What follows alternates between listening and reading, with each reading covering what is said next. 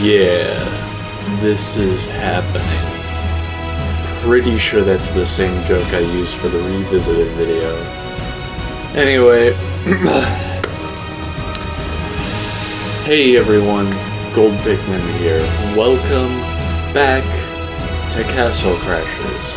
And if you're a little confused, I say back because this is probably the first big Let's Play series I ever did on my channel, although back then I did it with some very limited and, not really good equipment. But with the release of the DLC,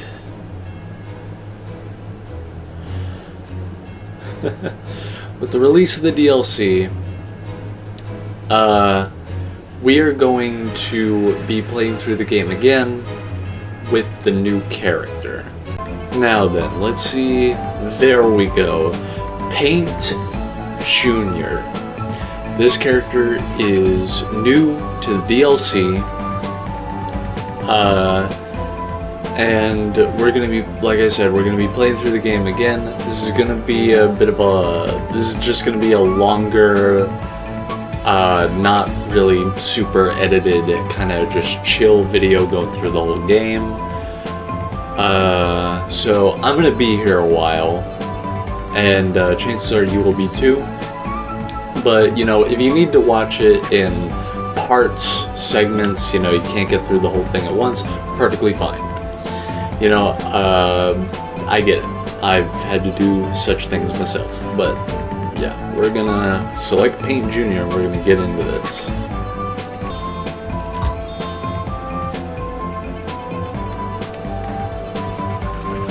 Alright.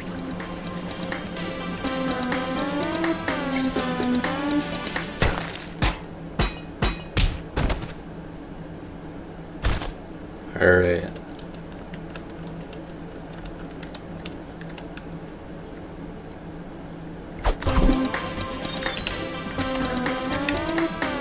So, alright, Paint Jr. We'd always talk to this guy to get a free potion. Something that's new with the update is that, potions are now auto-use, which means, generally, playing the game is just a tiny bit easier. When playing things like Insane Mode, you don't gotta worry about, keeping an eye on your health and potions all the time.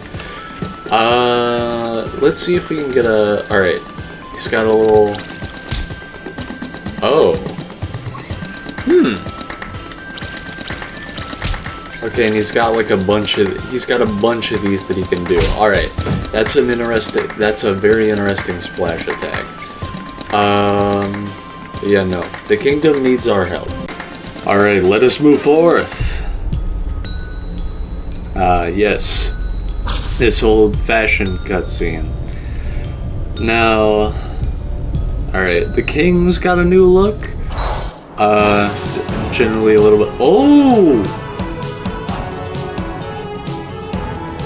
Alright, that right there. That's new. I like that. Alright, let's go forth, Paint Jr. We shall slay the demons.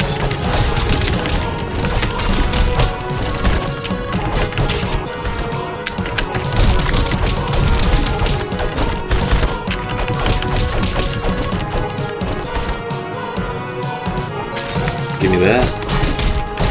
Yeah. Naturally starting out, we don't have...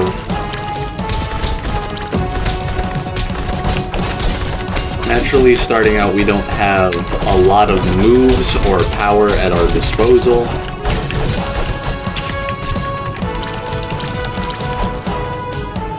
But, we'll try our best.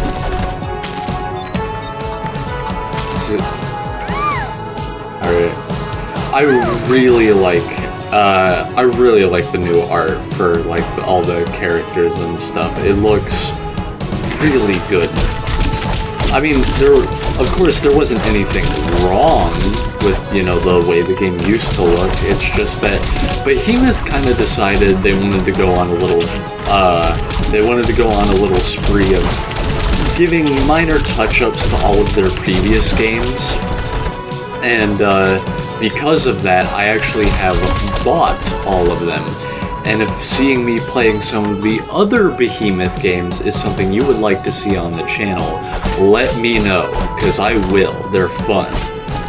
I especially am considering doing Alien Hominid on the channel. So that might be something I tackle next.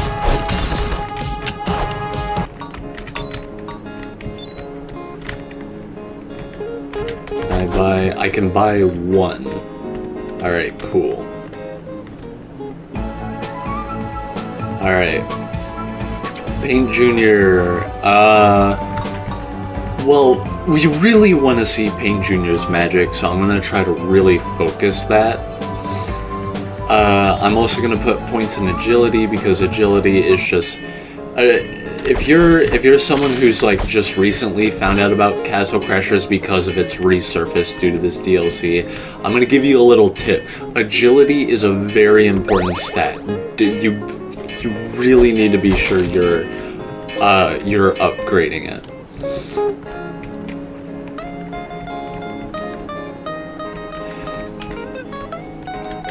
Let's see, what's like a good fitting pet for... What's like a good fitting pet for Paint Junior? I think Beholder gives you a lot of magic.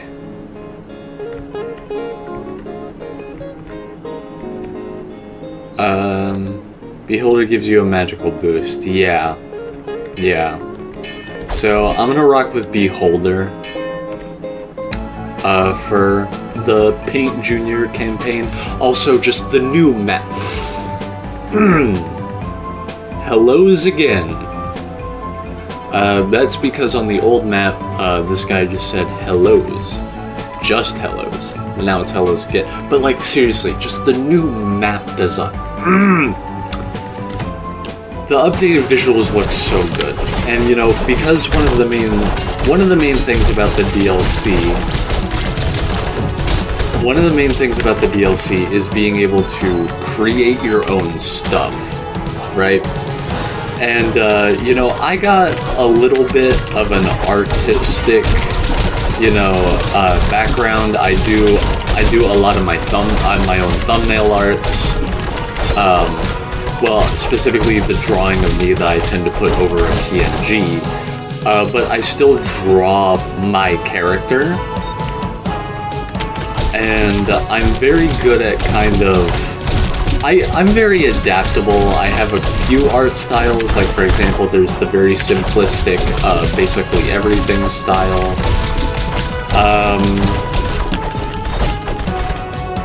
So, you know, I'm gonna try my best to kind of like learn the way the characters are drawn in the new style, and I want to make a lot of mods. Steam Workshop mods are generally something that I'm probably going to start getting into. I'm going to be doing stuff for like a good few Steam games. A big project, I'm working on a really big project for Tabletop Simulator. It's probably still going to be a while before I can really have enough to show for that one and be able to put it out in the public. But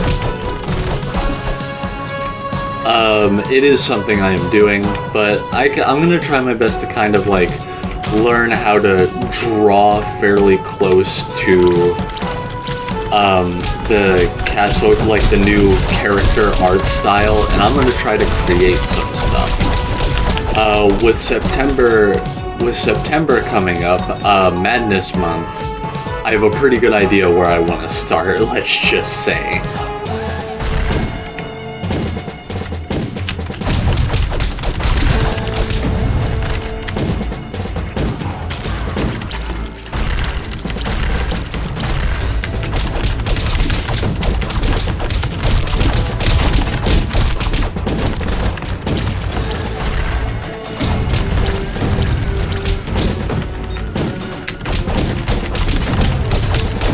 Let's see. But yeah, no. Overall, my experiences with the DLC have been really good. I haven't seen anything Paint Junior related. I've been saving that for this video, but I did play with custom characters with some of my Discord buddies for about a couple hours. Got halfway through the campaign doing it. But yeah, no.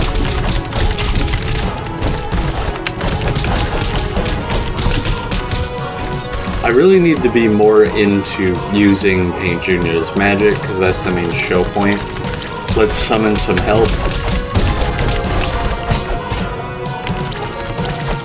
The problem is like, to summon the paint, to summon the little to summon the little drawings, you need to stand still for a good bit, and generally in Castle Crashers, you should not do that, but, you know.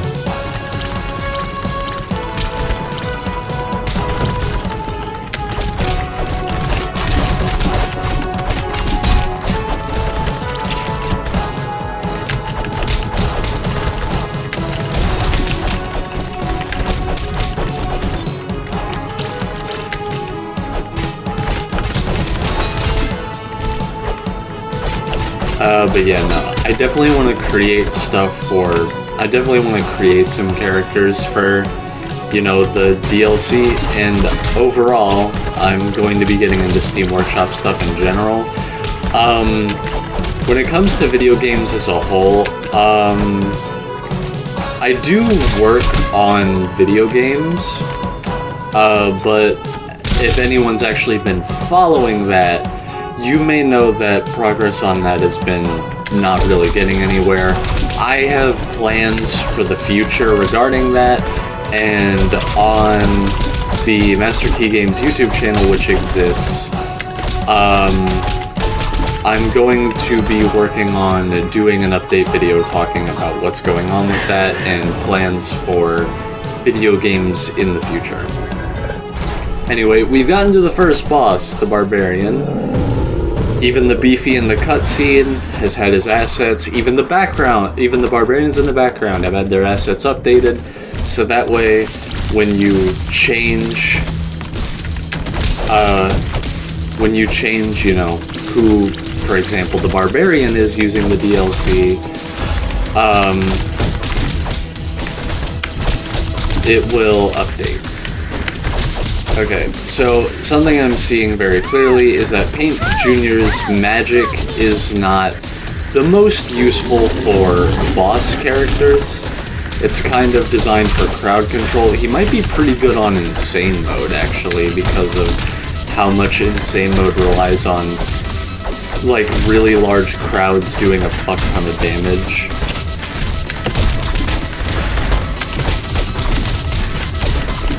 Yeah, no, my experiences with the DLC so far, when I played half the campaign using custom workshop characters, has been really good. And it's definitely something I plan to get into because it seems like a really fun artistic challenge. I love challenging what I can do with my art abilities. The thing I'm working on for Tabletop Simulator has been a very big, like, test of my art abilities, and I've improved a lot just by doing that, just by working on that project. But we've reached the first milestone of the campaign, the Barbarian boss, the first princess. You know how it is. This is a good bit of money here. Paint Junior Paint Junior here. A very fun character. The magic splash is like, I didn't know how they were gonna do it, but I kind of thought it was going to be of that nature, where it would be like a junior version of the painter boss summoning his paintings. I'm gonna stock up on potions before we continue. So yeah, everything's looking good so far. Oh, we're getting into one of my favorite sequences in the game. I love the Thieves' Forest chapter a lot.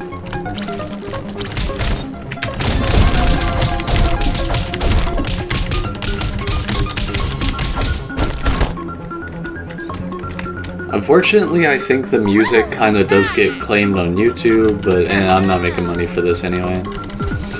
So, being like theoretically demonetized doesn't really hurt me much. Alright, hold on. I want to see if I can get this guy. Okay, no, he's gonna be a little tough. Got him! Okay, yeah, no. I'm fighting this Beefy a little recklessly because he has very good anti-air. Oh wait, that's my cycle button. Give him some arrows. Yeah. Okay, yeah. You wanna, if you're gonna try and do that with Beefies, you need to aim low. I haven't played Castle Crashers in a while, but I do have almost like 300 hours on it, so I have a pretty good idea of how the game functions.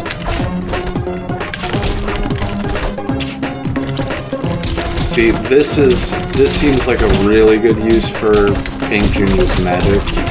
There's like a really big crowd here, and I kind of feel like it's really good at getting them off my back. But yeah, like I said, the whole reason this DLC even happened was actually leading up to the announcement that Behemoth was pretty much going back and giving updates to a lot of their games. I guess I could talk about what I'm expecting and like what I'm hoping to see for that.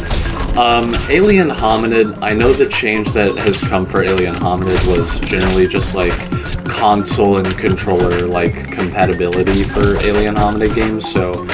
And I feel like that's good enough. I feel like that's a really nice change. These Behemoth games are generally advised to be played with a controller, so it makes sense, right? I'm not entirely sure what's going on with BattleBlock Theater, but because they have yet to really dwell on that. I haven't played it much, so I don't really have any comments to make on what I want to see of that. Something I will say though is when they get around to Pit People, because I do think they plan to. I know generally one of the things about Pit People that I feel like is a little awkward and could probably use a touch-up is Pit People as a game, it's a turn-based RPG strategy, type of thing. So, it's one of those games that will, it takes a good bit of time to, play. But at the same time, I've seen like the final mission of the game alone, for example, take like 45 minutes to complete. And I'm gonna be honest, that feels like a little much, so if they're gonna do anything regarding Pit People and fixing it up and updating it, I'd have to say it's gonna have to be just making the game play faster. Like, if I'm gonna say anything, like, Castle Crashers got this whole DLC, which is phenomenal. Alien Hominid, like I said, console support. Comments, like I said, I'm holding comments on BattleBlock because I don't have a lot of experience with it. I actually used to think that, before I witnessed more in-detail gameplay of it, that it kind of had the same problem as Pit People, but I stood very much corrected on that. The levels in BattleBlock are very short and to the point. And not very complicated, which I like. Pit People, by extension, like I said, I've seen the final mission alone take what the hell?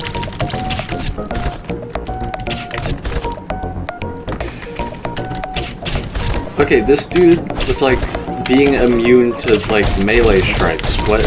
Anyway, but like I said, pit people,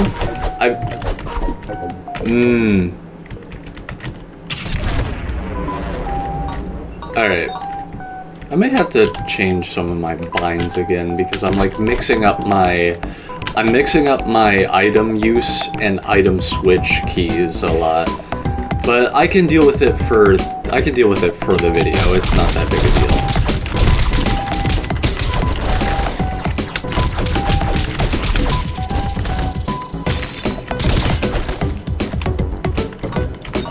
But like I said, pit people, the problem I've seen there is just like, even a singular mission just takes so long to do.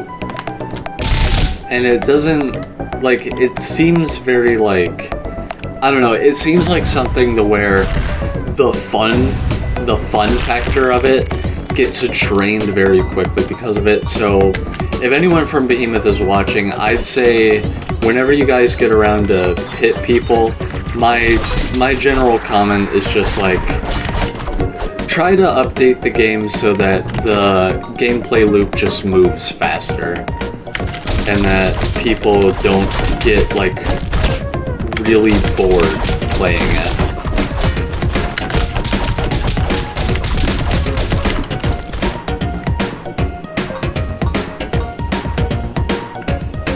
Because, like, you know, like I said, it's a turn-based, you know, it's a turn-based RPG strategy type of game, so, you know, it's a type of game that has a longer, you know, a longer-term gameplay style, but, like, in the state that it's in, it kind of just, it goes on for too long.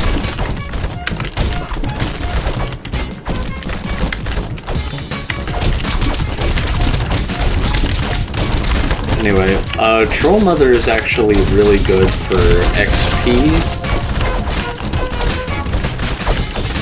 because all of the trolls that are spawned just let you can like easily rank up a lot of, because EXP in Castle Crashers is actually, it's based on, you get 1 point of XP for hitting an alive enemy, not like related to the damage or kills. It's a hit on a living enemy that gives you XP. And just because of how many living enemies the Troll Mother spawns, especially with how much HP the trolls have in Insane Mode, this is honestly one of like the fastest XP farms in the game.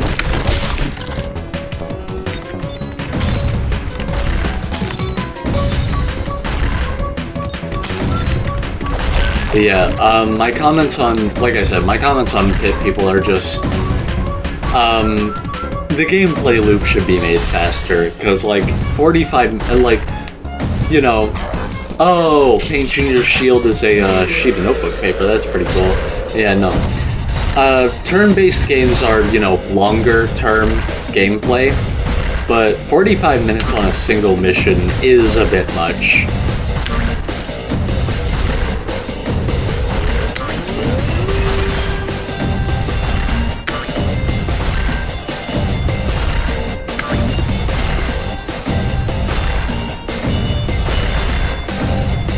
But getting my head back into Castle Crashers here for a minute, the troll boss. This guy is one of the most unique anomalies, like, within Castle Crashers universe, because it's not, because, like, he's very notable because of the fact that he's just so, like, fucking big that he's one of the things the knights don't even bother trying to fight, they just run away. Well, at least the first time. They fight him again later on, but it's kind of because they're put in a position where they really have to. And then when you do fight him, you learn that he apparently has laser eyes, which is crazy.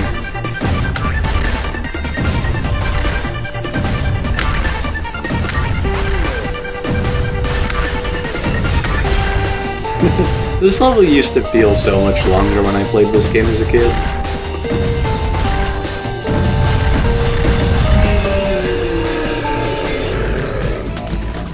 Alright. Rapid Rides, I think is what this level is called. Oh dear. This level can be a little tough.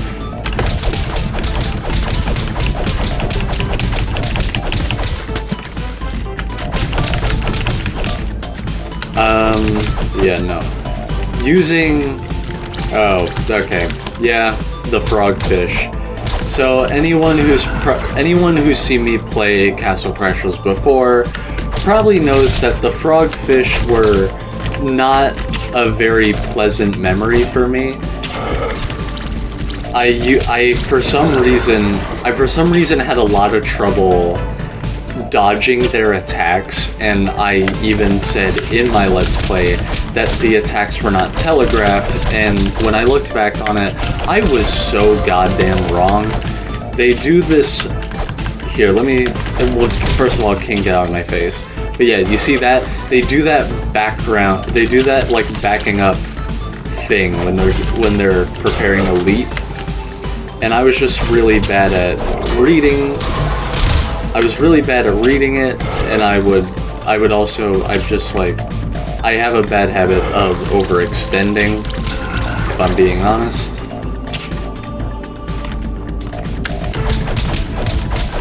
But I was dead wrong about that. It was just me raging, because admittedly, at the time when I first played Castle Crashers, I was prone to raging at games a lot more than I am now.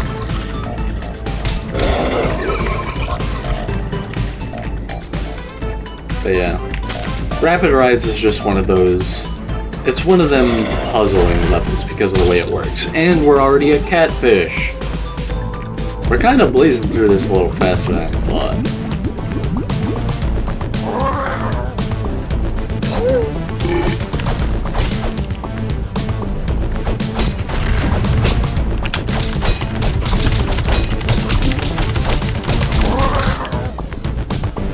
Alright.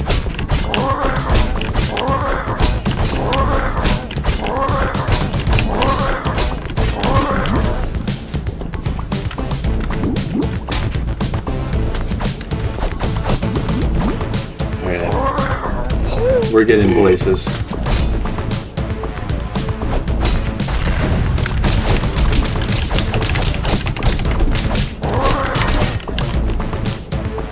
Alright, Catfish will take a minute.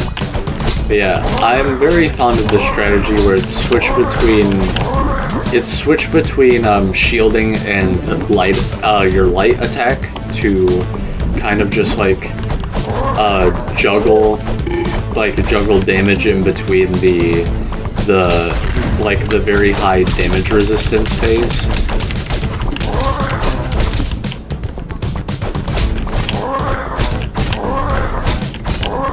Because even though I'm only doing 1 damage, you know, it'll help out over time.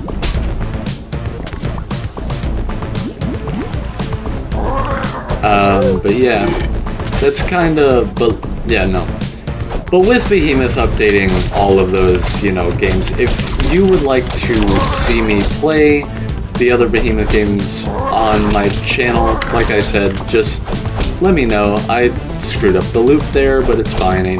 Nobody's perfect. Let me grab this log in front of the ship. Headbutt. There we go.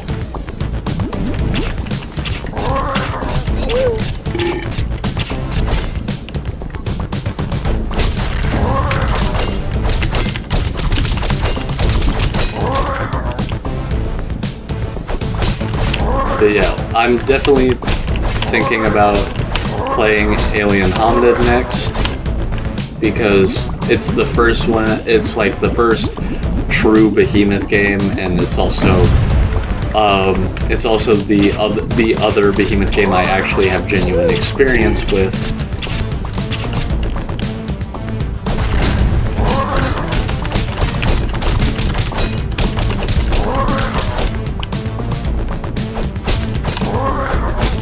Let me focus up here.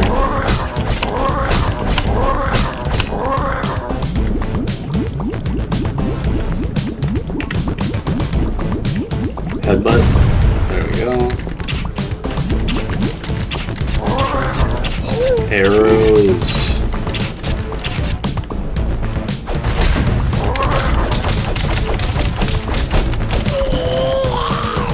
There we go. Catfish. Pretty awesome boss theme though.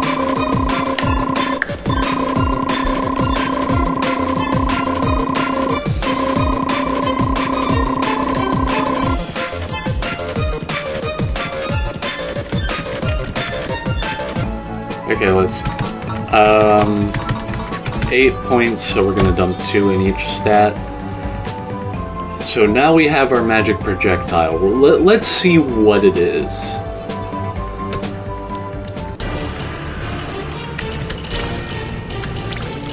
Okay, so the projectile is just it's like the same idea, just like more on command rather than just spawning in a random place.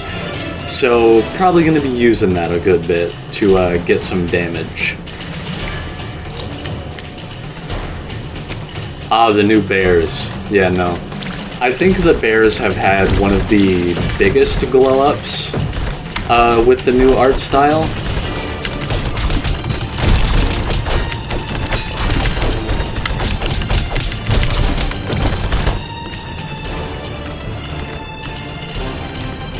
Hold on. Yeah, sorry about that. Getting my bearings. Yeah, I may have to change my keybinds because I think I screwed them up a tiny bit. But like I said, it's no big deal. We can get through the game nice and easy with it. Oh, okay.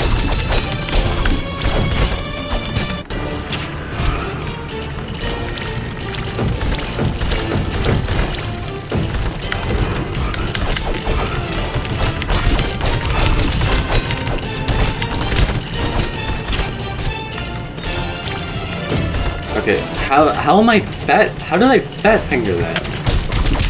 Man, I may have to change that button after this playthrough.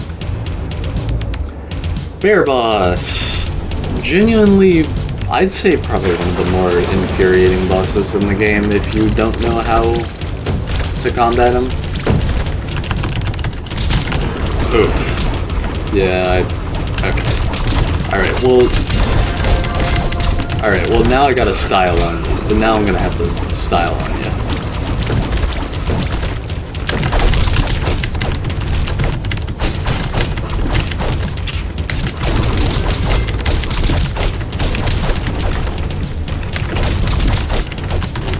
What's that, bud?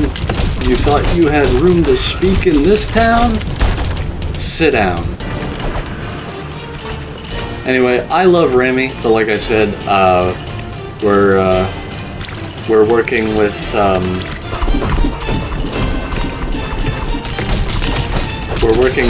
Beholder for Pain Jr. because we really want to focus on magic.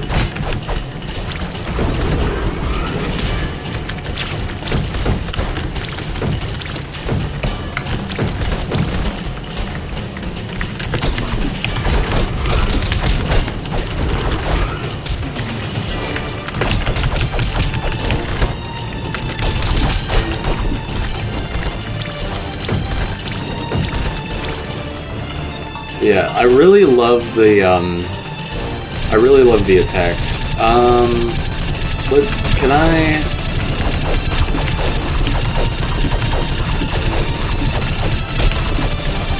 Yeah.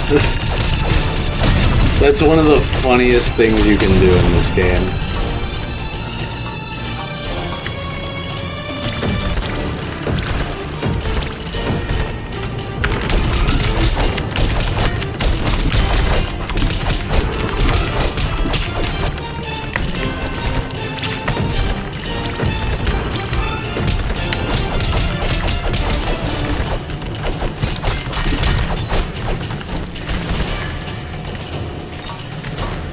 Ooh, bag of money. Nothing we can do about this, because we don't have sandwiches. Sandwiches are a per-character item rather than a universal one.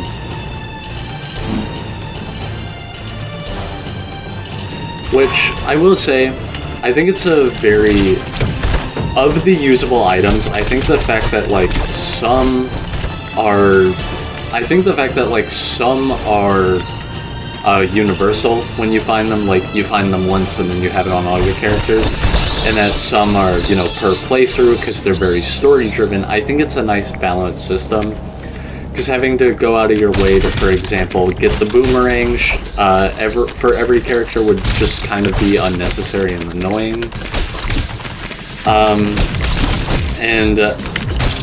mean, the bow, if you don't have it, is dropped by a thief, which, granted, you could do with every character very easily, but because of how easy it is, kind of just gives off that feeling of, like, you know, may as well just make it universal because it doesn't matter.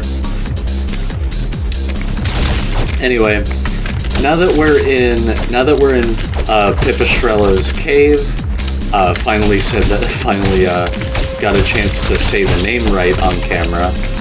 Now that we're in Pipistrella's cave, we're dealing with these slimes, which are genuinely one of the most annoying enemies in this game. Generally just try to like use air combos on slimes. That way they can't do the grapple mechanic on you and like force you to shake them off.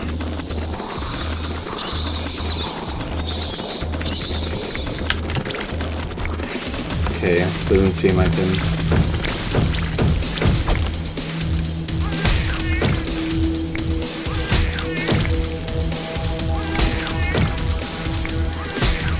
Alright.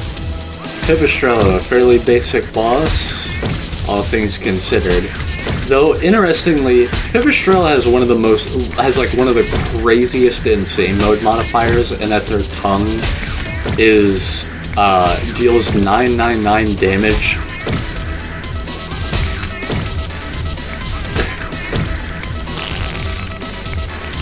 It's like actually insane. I don't know why they did that, but whatever, I guess. Anyway, I gotta grab as much as I can, because these greedy bastards take my shit.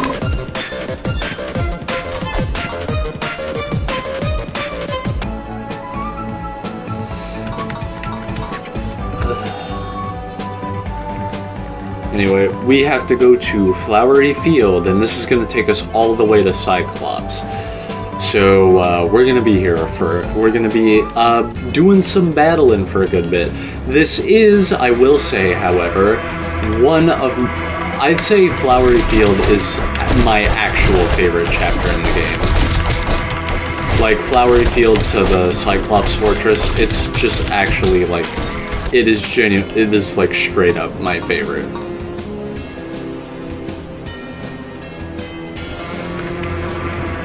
I do have to melee the bees because they're pretty much not going to be super susceptible to my magic. Beekeepers. The killer beekeeper is one of the most like outlier type characters in this game, because I think you only fight like 5 of them max in the campaign.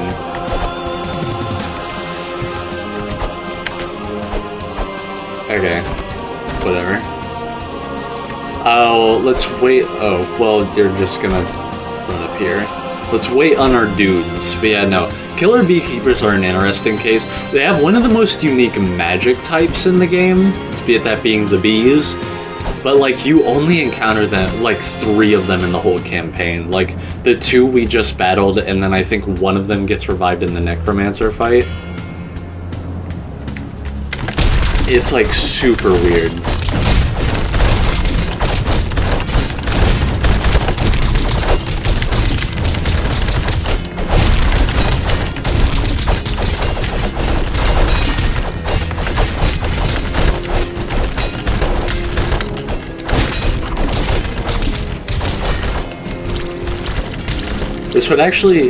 because of how narrow this path is, this would be a really good use of my heavy magic, because I think the difference between the heavy and the projectile ones is that they can pierce enemies.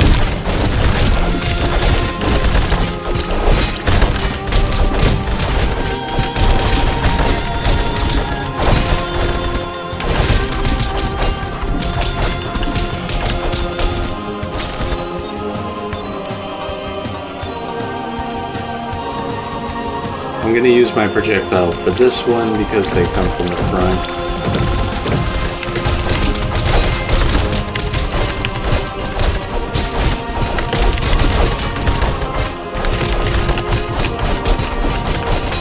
Okay. For some reason my hits just didn't land on them.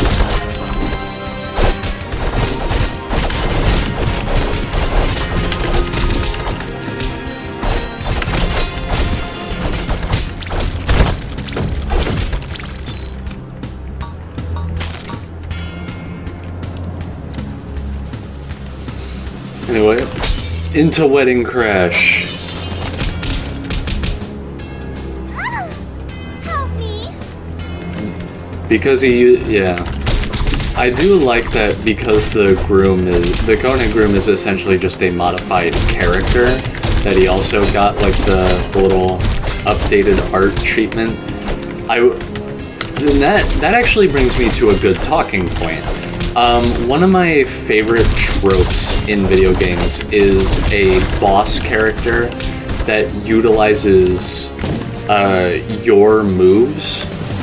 Like, it uses your moveset.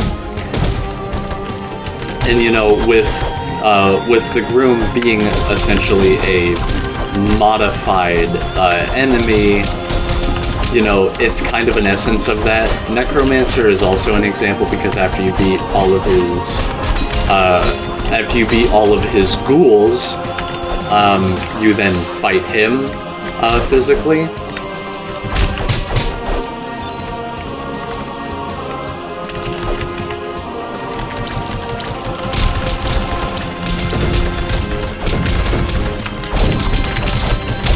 Get some magic in here.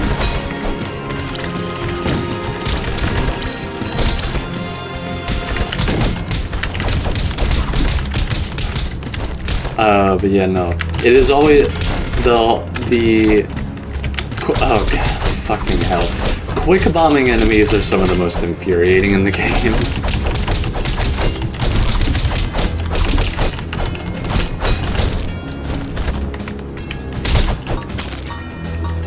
Get shreked.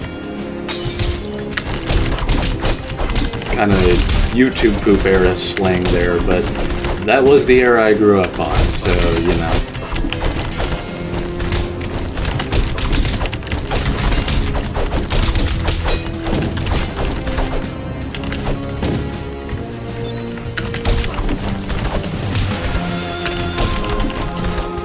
You know, thinking about the YouTube poop era actually reminds me of something, and that's like the whole, like, I guess what I like to call it is the brain rot debate, which is like, you know, a lot of people from my era of the internet will call like the new internet humor brain rot, and like people will say like, well, you know, look at YouTube poops, it was also brain rot, and it's like, to an extent it's true.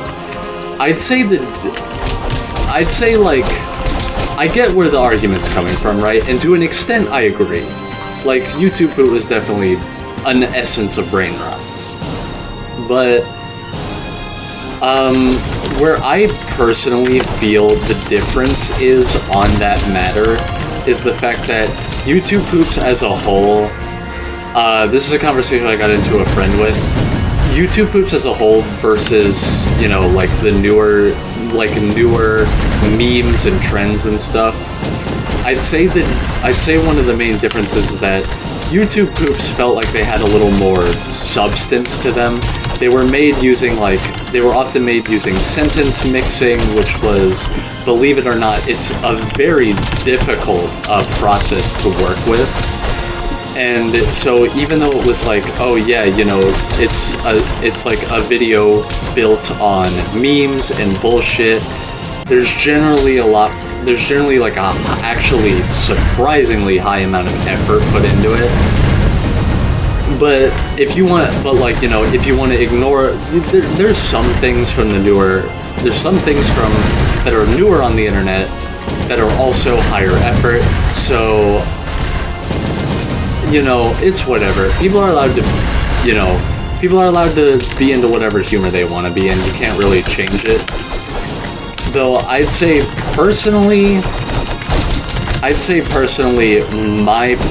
the one gripe with newer internet stuff that I actually have is the fact that people just make up words. People will make up words for like certain things, and then like the internet just expects you to adapt to that. Like there are a lot of older things, like for example, terms like you know, like for example, here's an example. You'll look at an old cartoon and it'll be like, oh, if it's like a mob boss with underlings or something of the sort, it'd be like, oh, those are his goons. And for obvious reasons, the modern era has ruined that. And the thing about that is like, from a media creating standpoint, you're kind of just forced to adapt to that, rather than just like, you're kind of like forced to and expected to adapt to that, which, I don't know.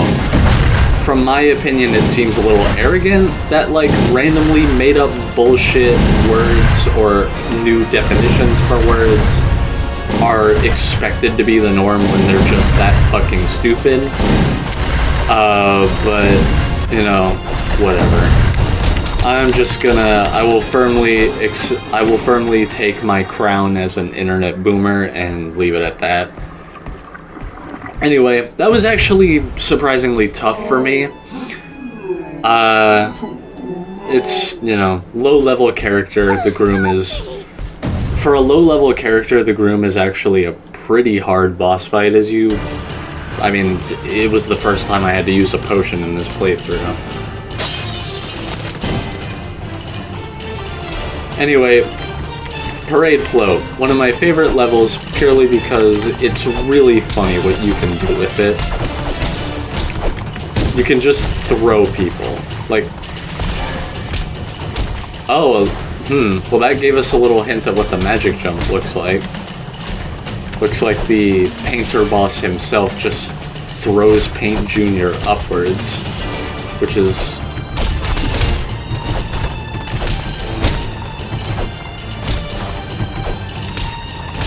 Yeah, no, this is one of my favorite things to do in Parade Float, is just like throw them off.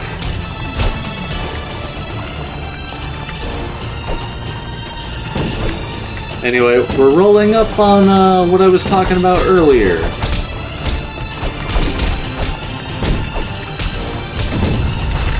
This guy.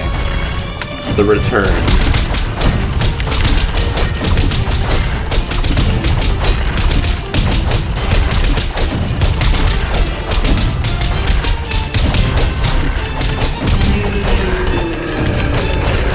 And I stuck the landing. Way to go. Let's go. Anyway, we're about to enter another cave, which means the slimes are gonna return. Joy. And the cone heads are now... I believe these ones are medium juggle... No, I feel it. I'm pretty sure they're heavy. Cone heads are the... Coneheads as enemies use, like, I'm pretty sure they use every juggle weight in the game.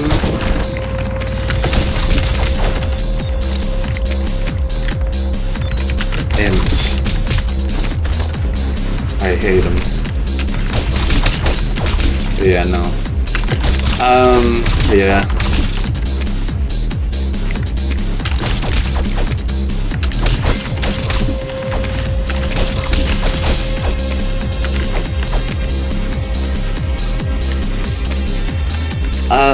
Cyclops can't... Oh, wait, there was a... Okay, there's a slime still. Why are you still trying?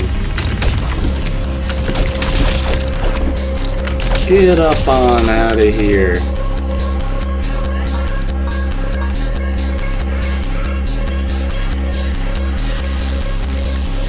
I'm gonna try to get as much of that money as possible. Ignoring you.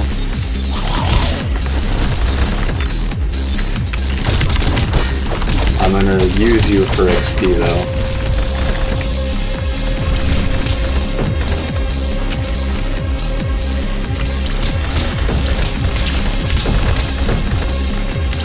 I'm gonna use my magic because this is one of the biggest crowds you get into. This is like one of the biggest crowd fights you get into in the game, so...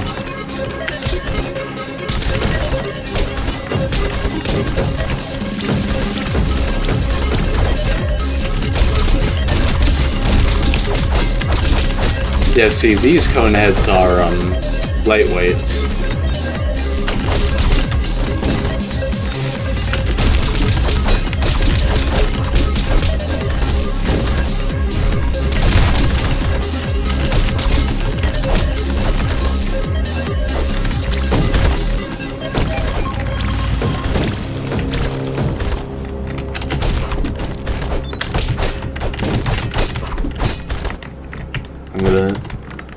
No, you get back here.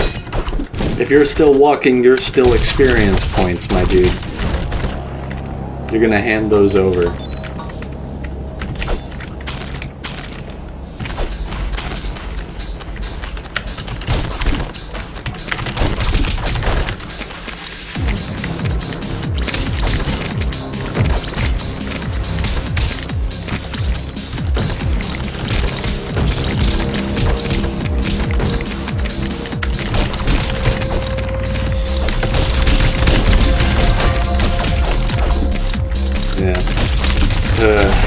This is one of the... this is also a fairly big crowd of enemies. Half of them are slimes, but it's still a big crowd of enemies. And the thing is my melee attack is not very strong, so I kind of have to try to resort to using my magic. That means I didn't spawn. You get back here.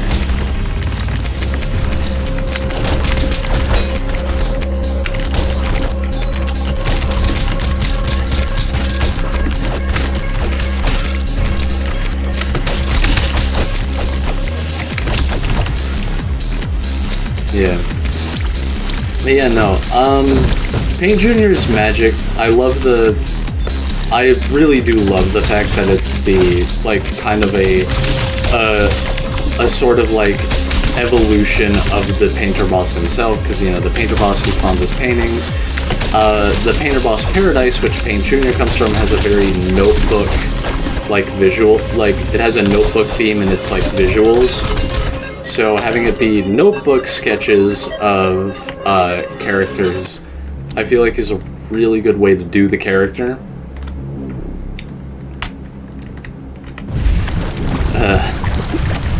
So my hand was off the arrow keys.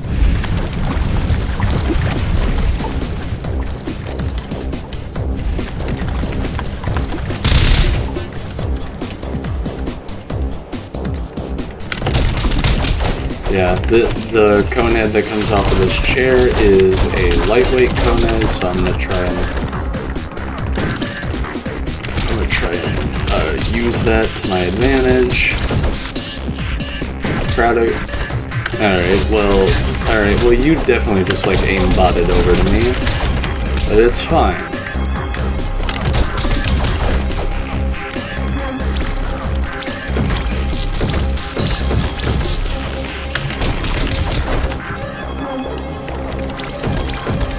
Gonna try to use my magic because that's what really does the damage.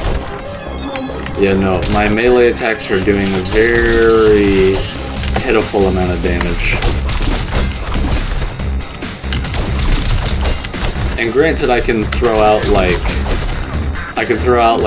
you know, a lot of them per second, so it's not, you know, it still adds up, but just like the sheer like 23 damage burst of the drawings, that's, I mean, it's good damage.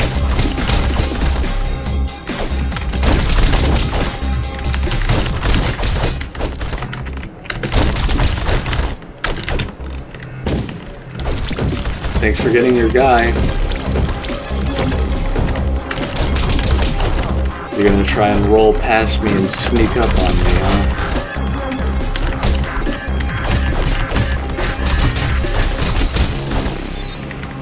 Yeah. Unfortunately, I don't have enough magic to... I don't have enough magic to do the armor pierce combo. Well, I mean, I would assume it's armor pierce, because pretty much every character outside of the main 4 knights uses armor pierce. There are a couple exceptions. I think the alien uses the fire infusion, and I think the alien uses the fire infusion, and the Grey Knight has like just like a really shitty dust element one that doesn't even do anything.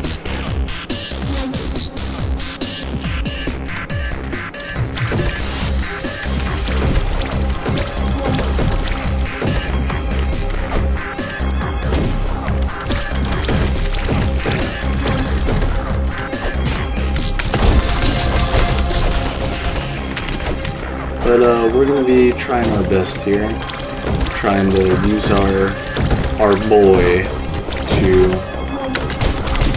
take him down.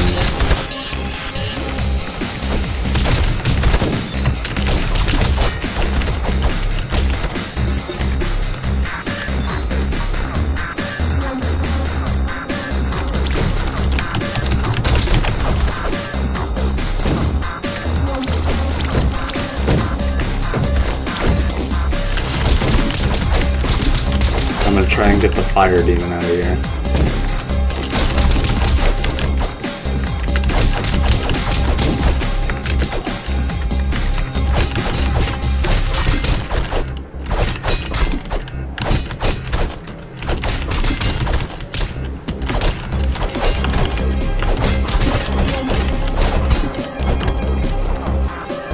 Alright, you got a lot of health.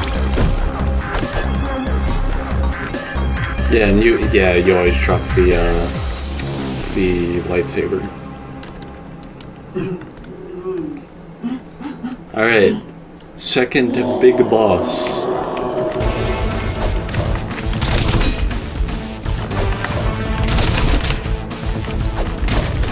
Oof.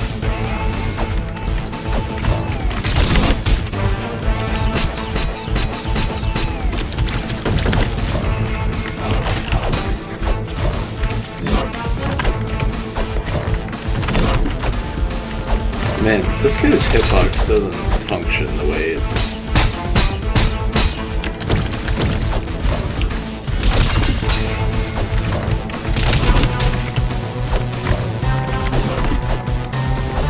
Very narrow hitbox, but whatever.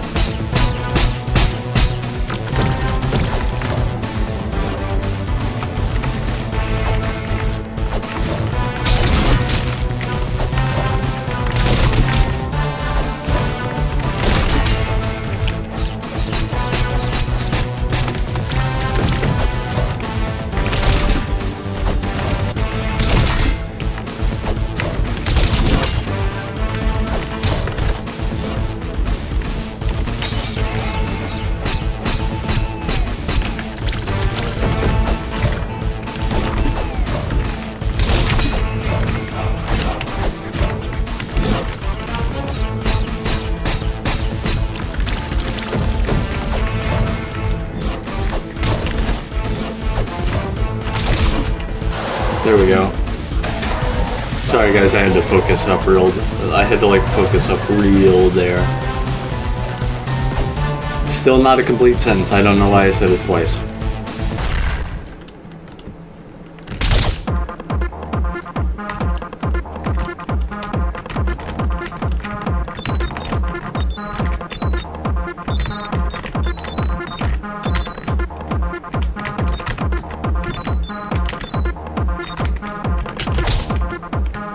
Let's go.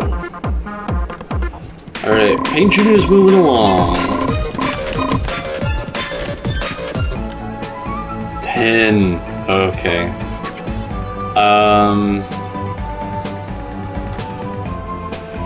Phew.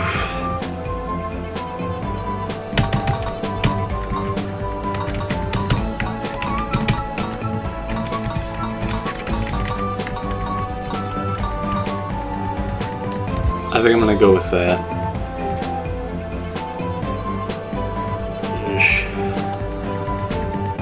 Space shift D.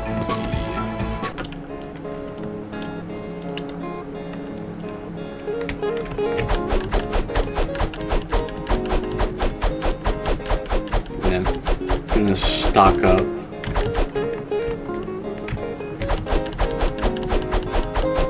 I don't know if I really need bombs, but I guess it wouldn't hurt to have. Dante is our best customer. Alright. I don't know who that is, but I don't know. Dante Devil May Cry? There is a mod for him on the workshop.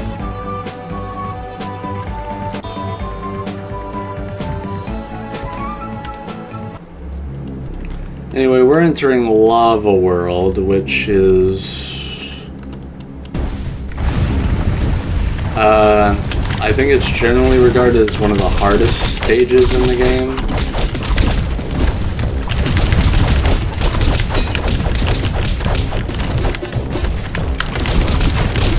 And to an extent, I could definitely see where that would probably come from.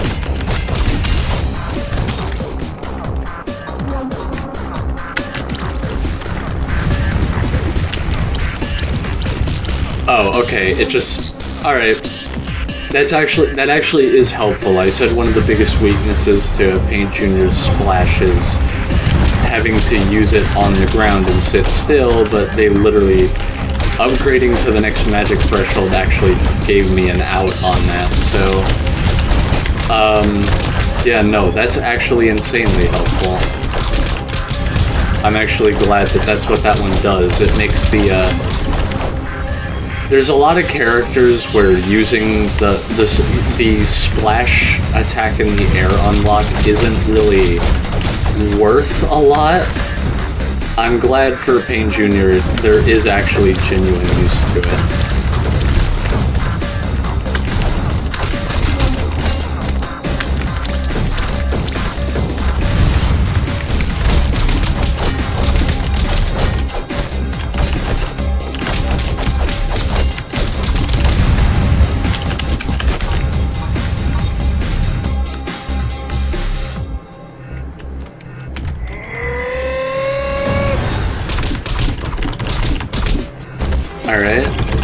Alright, so when Bro's buff, he just looks like the painter. I mean... Yeah. I mean, it makes sense, he's literally Paint Junior, and he's literally just like this fitting image of the painter. You know, I just realized I've actually been referring to Paint Junior masculinely this entire time, but I just remembered... they actually are not... They technically don't have a confirmed gender. So I guess Paint Junior could be whoever you want them to be. Which, you know, kind of fits the theme of the DLC, if you really think about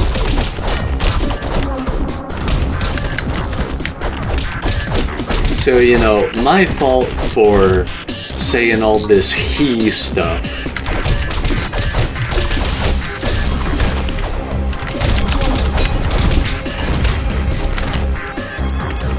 Oof. Yeah, okay. My fingers are definitely not used to what I have the keys set to. I think I swapped my switch and use button by accident, but I kind of need to just... I need to not interrupt my recording as a lot, so I'm just gonna roll with it. I don't even really need to use items that much, but the fact that I really want to lean heavily in magic kind of makes that a bit awkward. I am gonna use oh my god. The skeletons are also an example of an insane glow up, the DLC.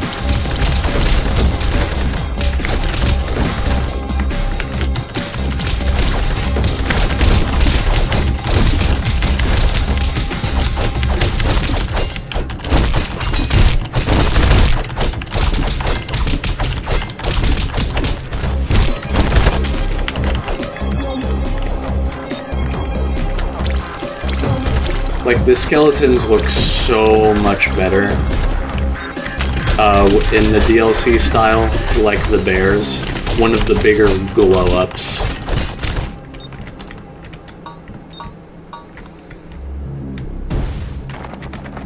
Anyway, back to the demons.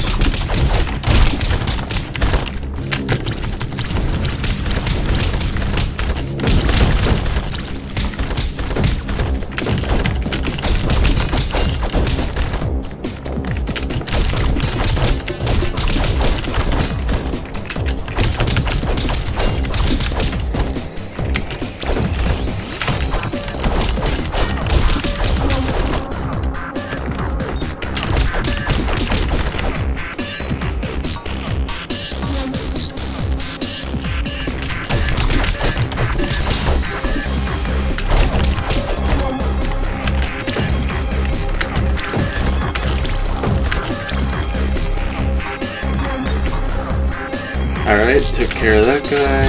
We'll just jump up here. I think we're coming up on the volcano, but got a few more dudes to send it back to hell. Though of course with the Necromancer active, it's debatable, I guess. My lovely Stampede will take care of them. Yeah, I think the difference between the splash and projectile versions of those are the splash versions can pierce enemies but do less damage, while the projectile ones are always single hit, but the projectile ones are always single hit, but they do more damage. I don't know why it took me so long to form that sentence, but alright.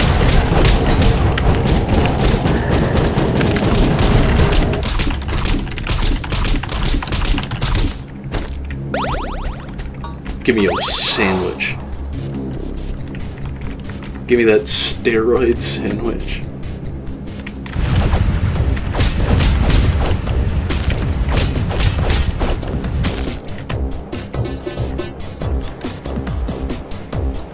I'm curious if the magic is going to be useful on the dragon.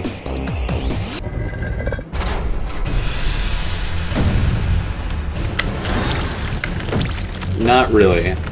Okay, so we're gonna have to handle this the beat 'em up way.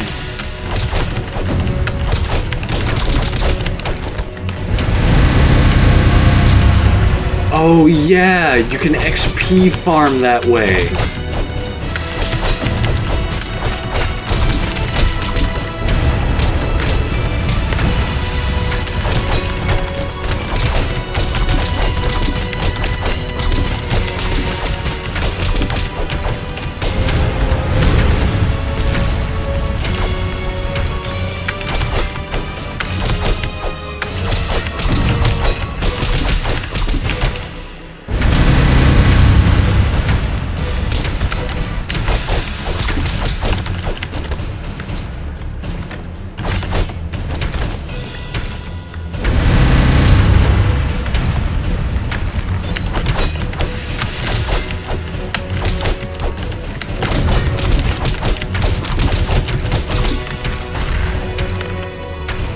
There we go.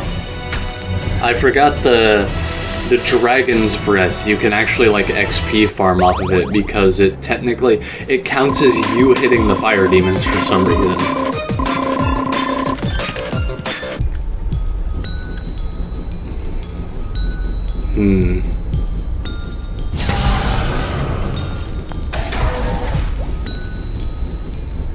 Cyclops coming back.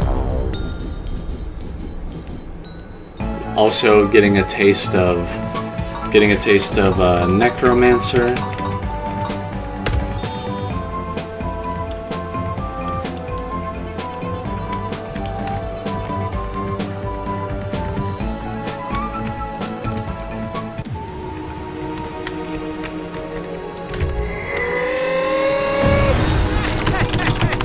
I'm coming to get you. Ooh, Fencers. Okay. Fencers got a pretty good glow up. Their design was it's pretty close to the original design, just like with a very, very more noticeable shading. And it does a lot for them, like it really does. I mean, they're supposed to be industrial themed after all, so really emphasizing the metal with like the light shading, I think is like it works it very, very well. They were done very well. Industrialists look mostly the same, though. I think the general composition of their faces is a little better, like just more fine-tuned, I guess is the best way I can say it.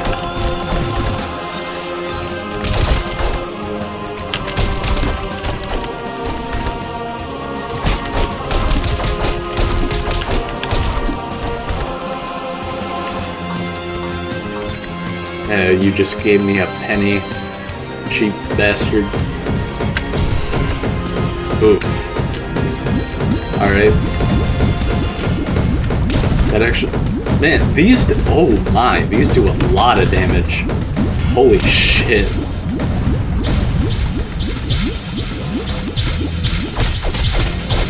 Alright. I'm being punished for my noob ways.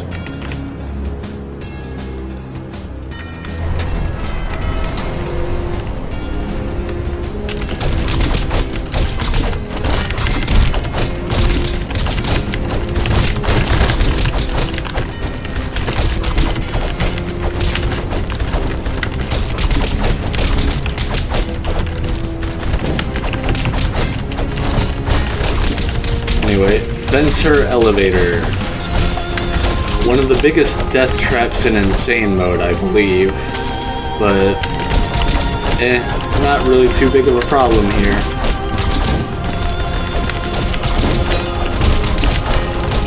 Want to use a quick bomber, you gotta go.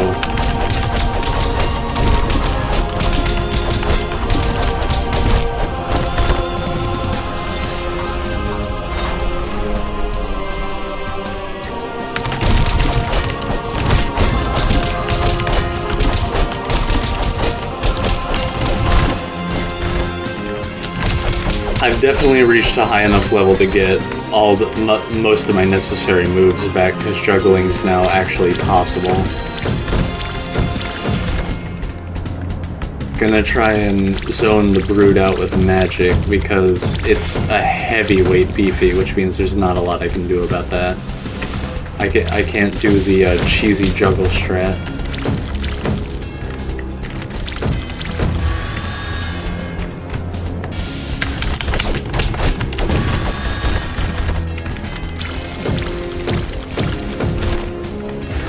Alright, got him.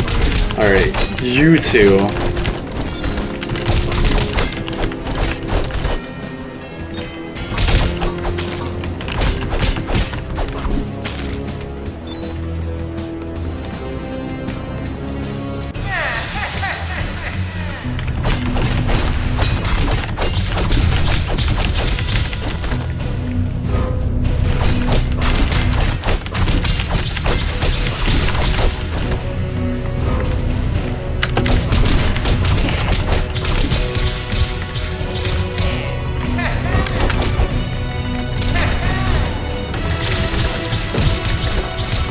Could I stand up for a minute, please?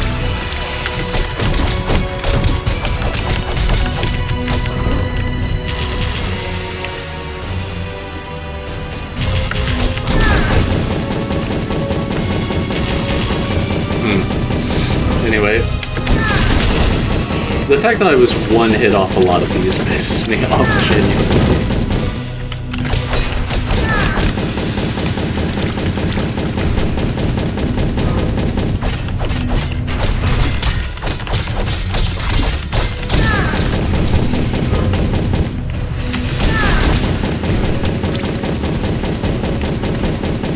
All right, no, bring boy back down. Bring him back.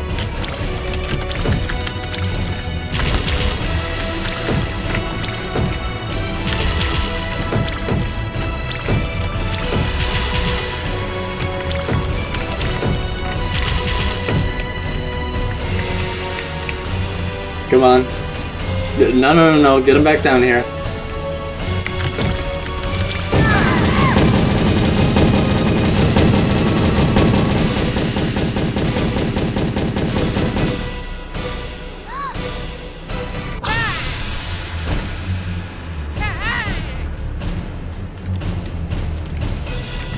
Let's see if I can get him the funny way.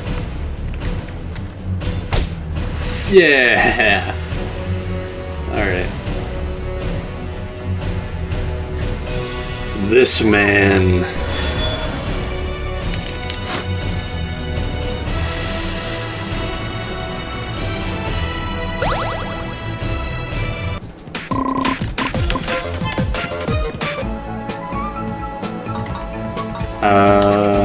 Two more points. I'll catch defense up and give Magic a more lead.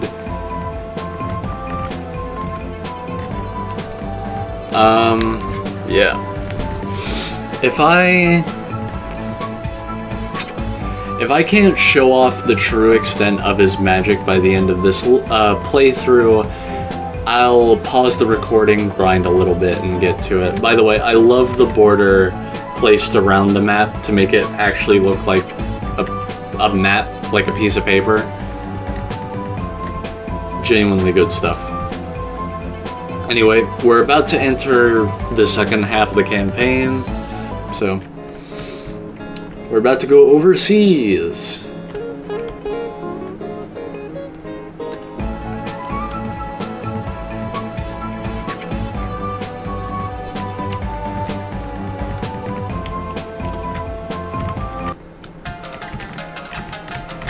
Kaizo, Japan. I love the fact that the soundtrack for this level is called that. Also, the ninjas in the Painter Boss Paradise databank are called something like really strange. Okay, not gonna lie, ninjas also got a glow up. Like, I think, like the skeleton and Bear, their redesigns did a lot for them, because you can see their eyes now. Well, it's one of the big features, but you know, obviously, just given it's 2008 versus fucking 2025, obviously there's a lot of improved art quality there. But like, the eyes being visible is really, like, it does a lot. Like, it really does a lot.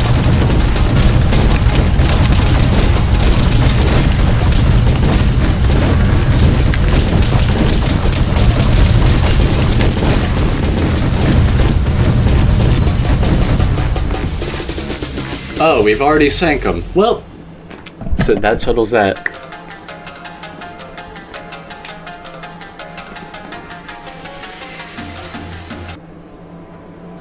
Alright, on to the desert. One of the more annoying parts of the campaign.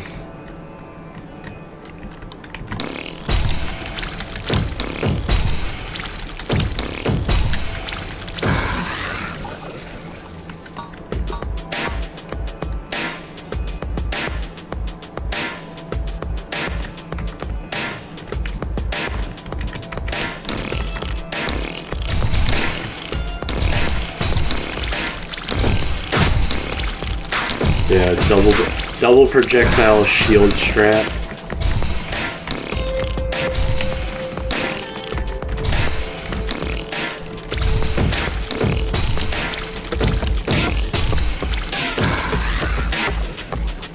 handles them pretty quick. And then the scarabs.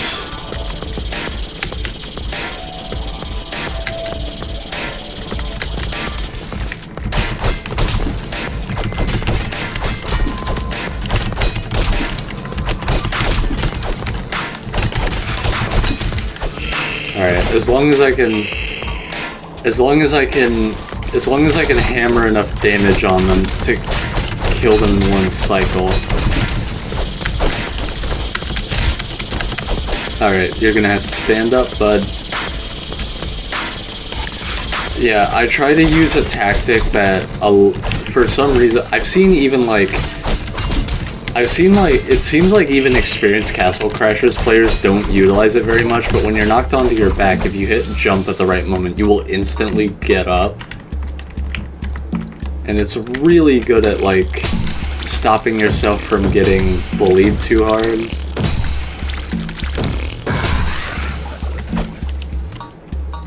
It's very good at recovering from, like, really bad situations. Royal Guard.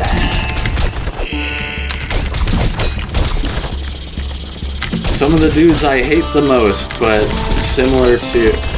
they're also in, like, one of the... Their redesign also is, like, one of the biggest differences.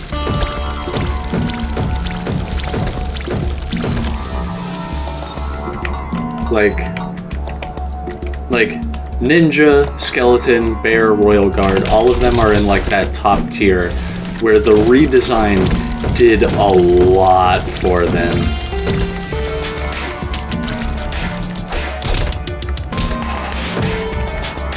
Alright.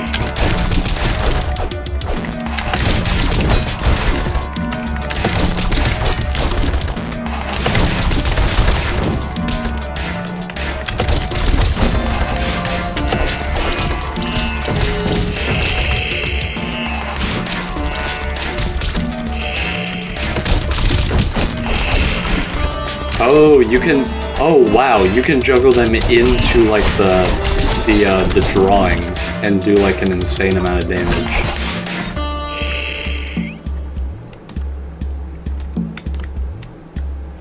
I believe... Okay, no, not quite yet.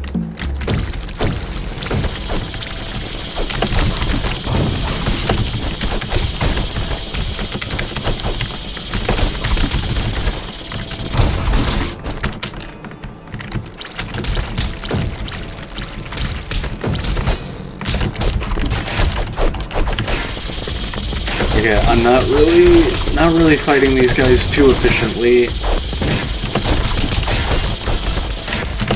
But it's okay.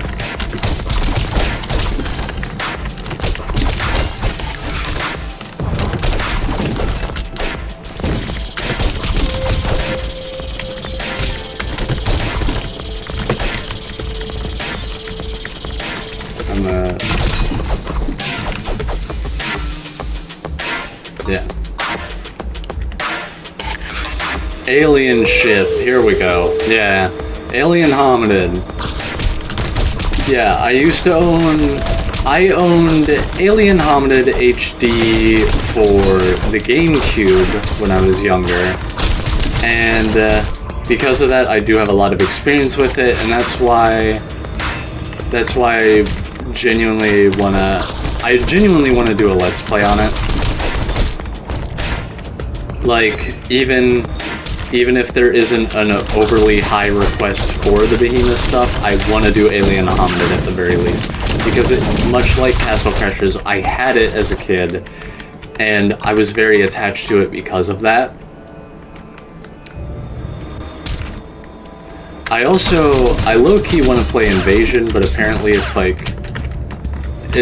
I heard it's a roguelike, which is already up my alley. I also heard it's especially good to be played multiplayer, so may look into seeing if I can get a guest with me to do that one. Though that also might be a game I reserve just for my free time, unless there's a high demand for it. You know how it is. Yeah, alien ship. Another one of my favorite levels kind of sucks. It has to be in the middle of some... Kind of sucks that it has to be in the middle of some levels, but it's whatever.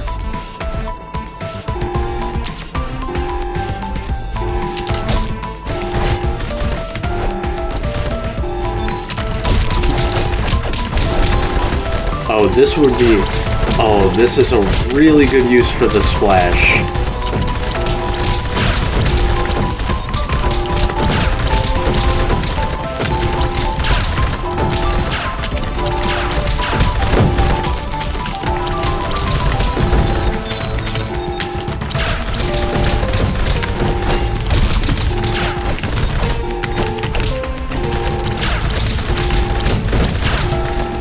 This is a really good use for Pain Jr.'s splash. I didn't even think about that going in. Yeah. Yeah, no, Pain Jr. is really fun, though. I feel like it's gonna take a while before people can gauge, like, how he is in terms of, like, a tier list. But, because, like, I don't...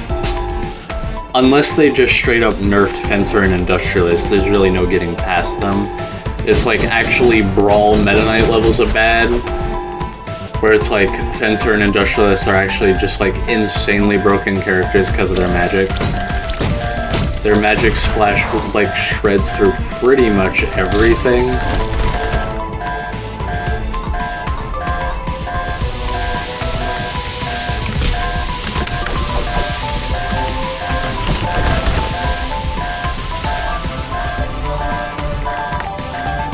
Alright, we nailed the escape.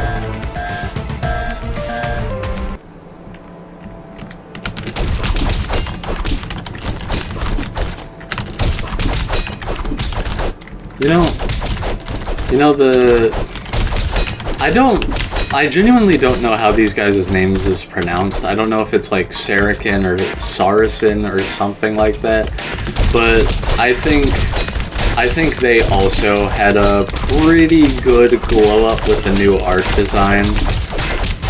You know, because like characters like barbarians, thieves, coneheads, it's like, yeah, they look better, you know, obviously, but nothing is inherently different.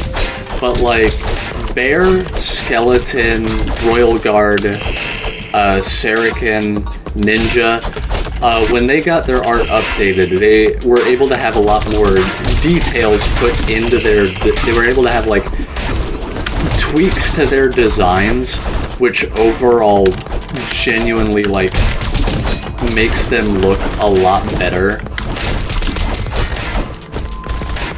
Like actual genuine, like something that goes beyond just like taking the concept and, you know, applying that higher quality art. There's like actual design tweaks that, in my opinion, every single one of them looks better.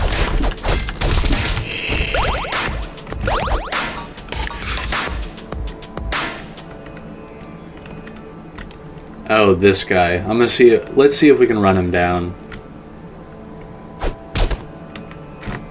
Fuck you. Alright, let's see if we can catch up to let's see if we can catch up to that dude. Okay, yeah, we're gaining on him.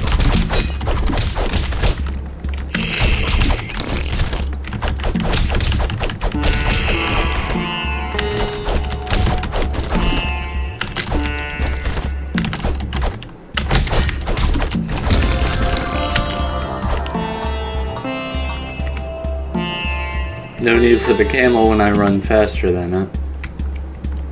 Hey, wait a minute.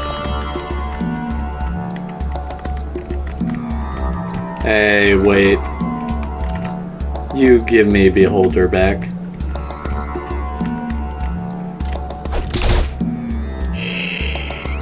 Don't you try to cross me, scorpions.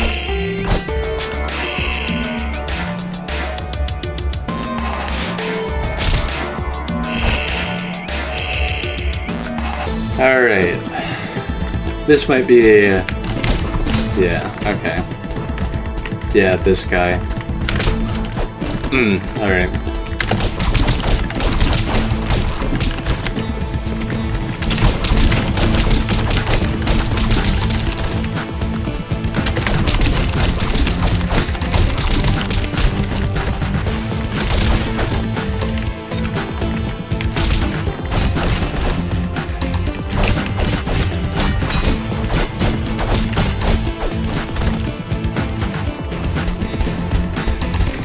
Okay, Royal Guard's gonna have to resort to this.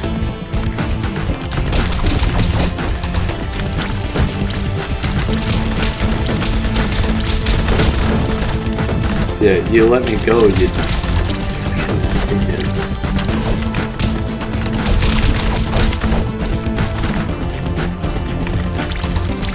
Alright. Pelt. Unleash the drawings. Be the modern world's arch nemesis. Creativity.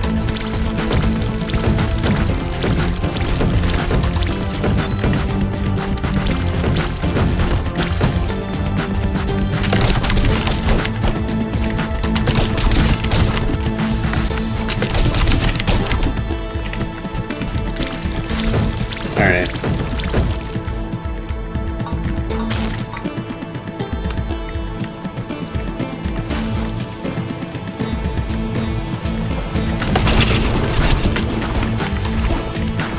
I see. Yeah. No, sorry guy, I'm gonna have to shut you down immediately.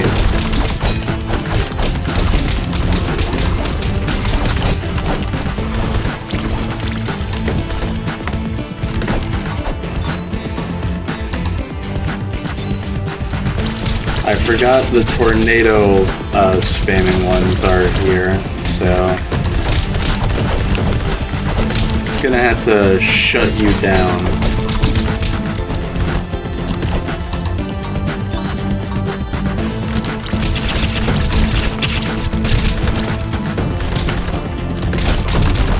Gonna have to not allow you to do that.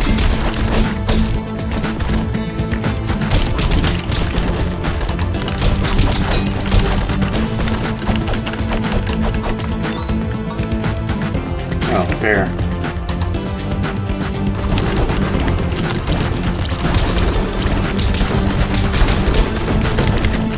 Yeah, no, Chief, I'm gonna have to... Yeah. I'm gonna need you... You are gonna have to...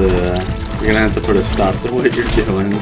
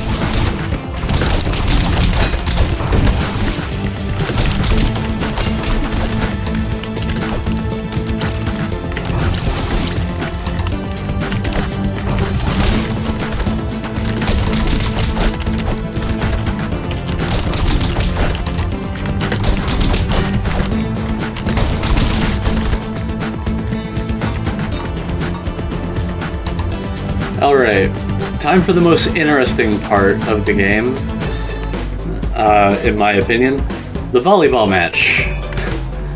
Yeah. Genuinely...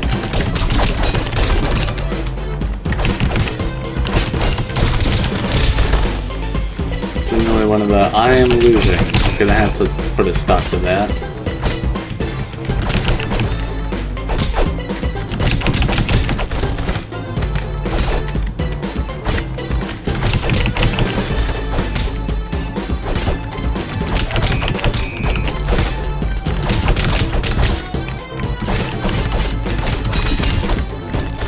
Damn, Alright. Admittedly, that was a little filthy. I mean, I am absolutely massively cheating, but the volleyball match does bring up an interesting discussion point for me, and that's that genuinely one of my favorite parts of the Castle Crashers version I had as a kid, which was the PS3 one. Okay, that's the infusion, I think. One of the things I had Castle Crashers PS3 as a kid, and what they had is like the mini game. Xbox was like all you can quaff. Steam's is the back off barbarian, but PS3 had the best one, which was the volleyball game. Man, I miss it. Like, I actually just low-key just miss it hardcore. And I really wish I could play it again. Because there was so much like in-depth design to it.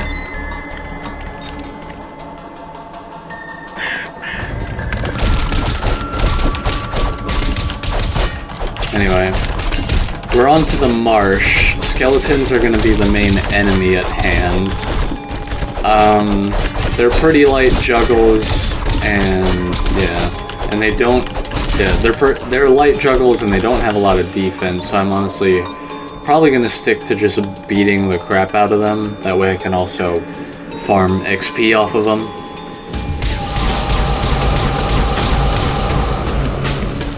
A lot of people were buried here. Alright, messed up the hit. Messed up again. It's like a very specific height you have to aim for. You gotta like low jump. Okay, I just said I wasn't gonna try to use my magic too much, but this is a very big crowd and they're getting a little invasive with what they're trying to do. They're interrupting my strategies. Alright, the beefies are gone. So, gonna just beat the hell out of this guy. Oh, I reached level 20. Every 10 levels, your base attack strength goes up. Which granted means they also should have made level 100 the cap and not 99, but it's whatever.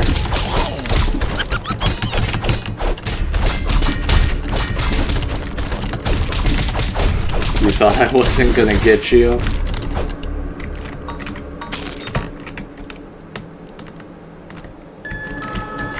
Yeah, I love that. One of the things they did that they really didn't have to, well, I mean, kinda they did, but basically, in little sequences like the Snakey peering out of the door, they upped it, or like, you know, the crowd of barbarians around the barbarian boss, that's another example. They changed the assets to like the updated ones, so that way if you replace any of these enemies with a custom character, they actually use that custom character in like the cutscene bits. And that is such a great detail. Technically something they did not have to do. But you know, it helps like sequences involving those enemies feel smoother and consistent, which is really nice.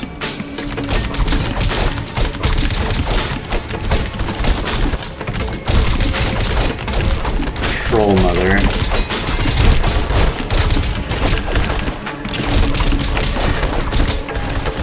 Yeah, even though my whole thing was like I wanted to prioritize magic over physical brawling, I'm definitely trying to, for Marsh, because all the enemies are super light and not like super resistance heavy, I'm definitely just, like, beating the crap out of everybody.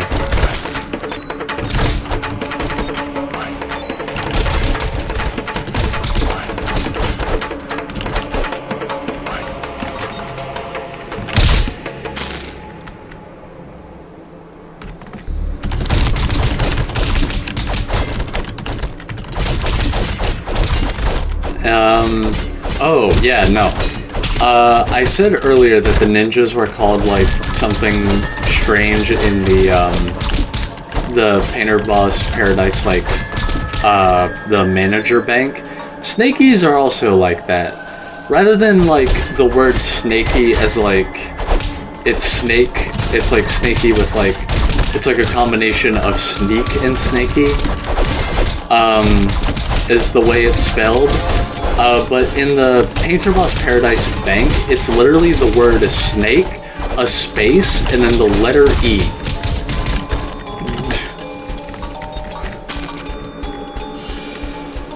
It's pretty funny, actually. But yeah, Snakies are also pretty. They're like in the middle. They didn't really have like a major design tweak, but just a little bit of extra thing that you get to see now is like how metallic their armor is. I wouldn't say it's like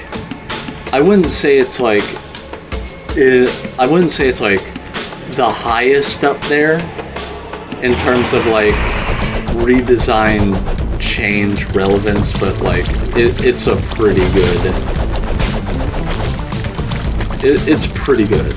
Like, it's a pretty good, noticeable difference there. I'm gonna get these guys involved.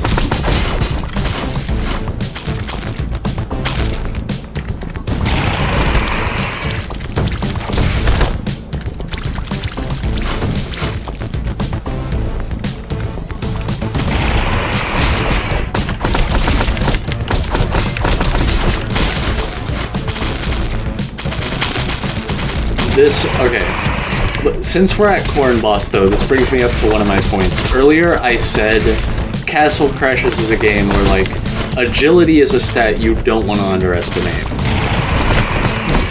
Corn Boss is one of the biggest tests of that. If you don't have your agility stat up, this boss is basically going to be impossible for you.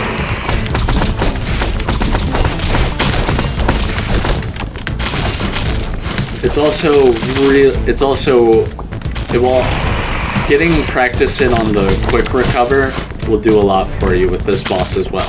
So agility and doing the quick recover when you're knocked down, both things that will take you a long way with this boss. I'm still not perfect at all of these things myself, as you can see, but even getting like a base level grip on getting like a base level grip on the idea will do a lot.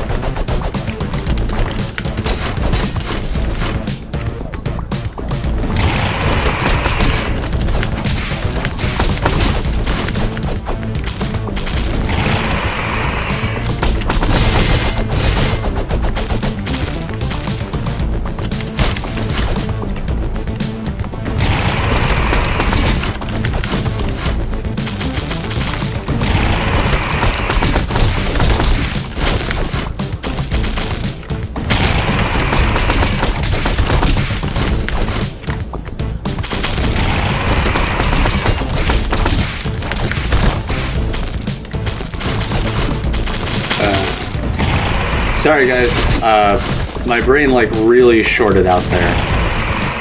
I was really like on the focus mode. I'm gonna try and whittle down the health a bit with magic. Corn boss is just, it drags on, you know? There's not a lot you can say.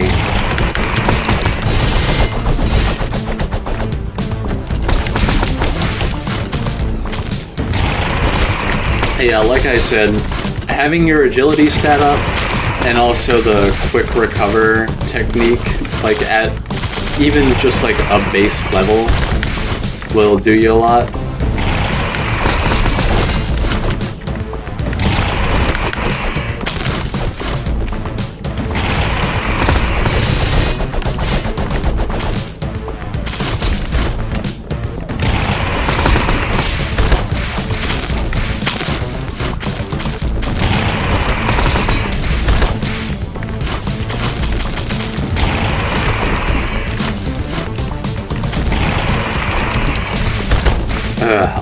For some reason, it's just not hitting.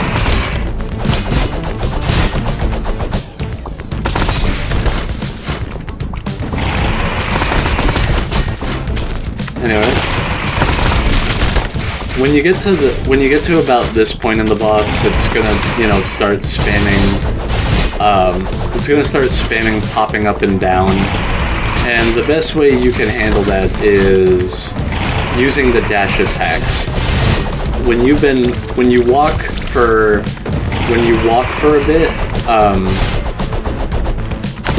a bit, you eventually start to run, and if you attack while running, you do a dash attack.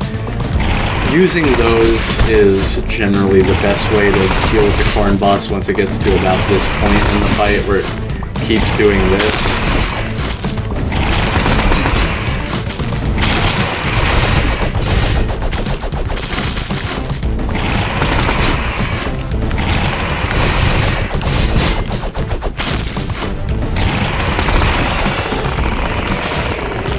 Yeah, alright, got him.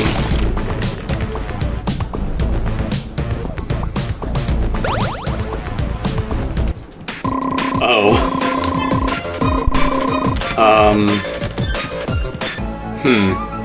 That's a little strange.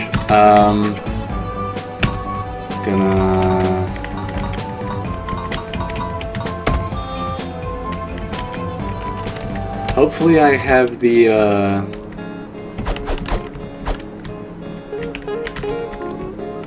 hopefully I still have, hopefully I got the horn there. God, why did that take so long? Okay, yeah, I got it. One of my favorite things about the horn is if you're holding a movement direction while using it, it plays a different sound. Oh, yeah. Okay. Well, this is gonna be a little annoying.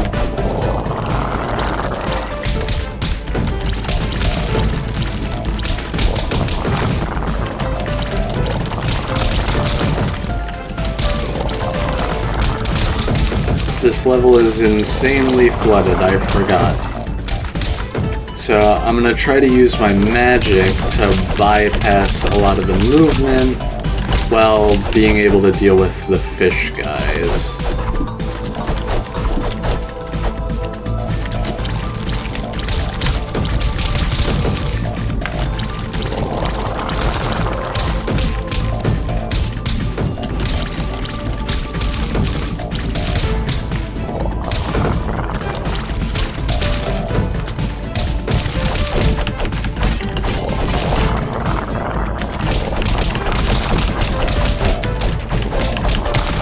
Yeah, Marsh is another sequence.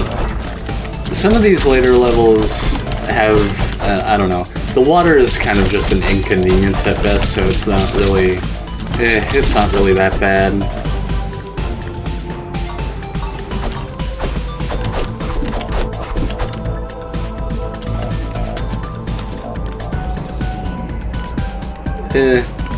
Yeah, it's not super bad, but you know, it can be a little bit annoying.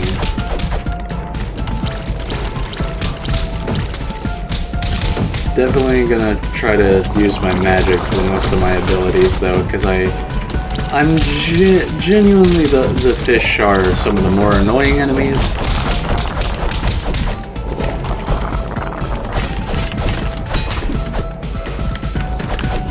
Oh yeah, the infusion combo. I should be able to use it to kill them actually insanely quickly. Yeah, it is armor pierce.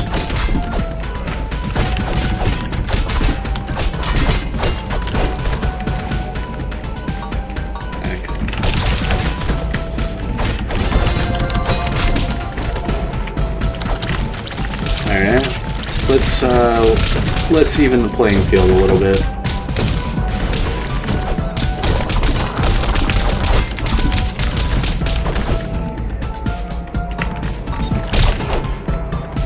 Right, that's the one that has the weapon in it. You had money.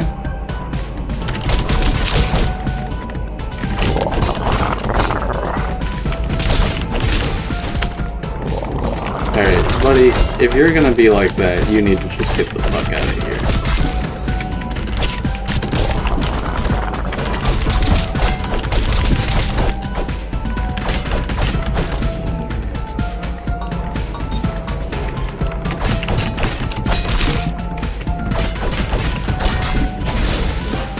Alright, get them out of here. Yeah, alright. So yeah, I was right. Paint Junior, they use armor pierce, which is okay because it's literally the best magic infusion combo in the game. Medusa. Weirdly enough, I've actually been on a bit of a Medusa kick lately. I've just kind of been looking. I've been like looking at, you know, the stories a lot more and like people's interpretations.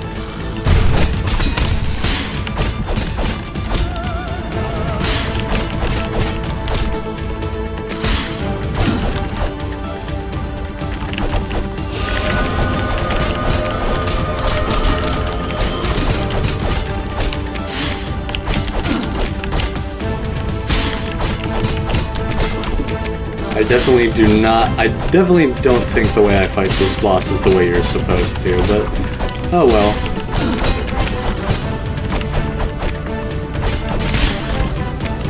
Oof.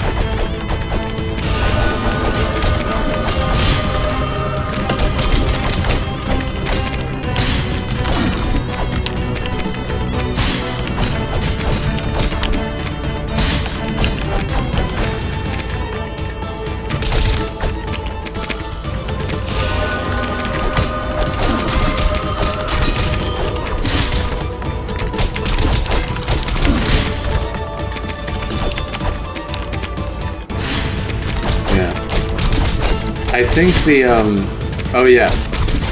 I think the reason why I've been so, like, interested in, like, just Medusa-related stuff is because I've also been super into Town of Salem recently, the social deduction game, to be more specific. And Medusa is one of the characters in that game.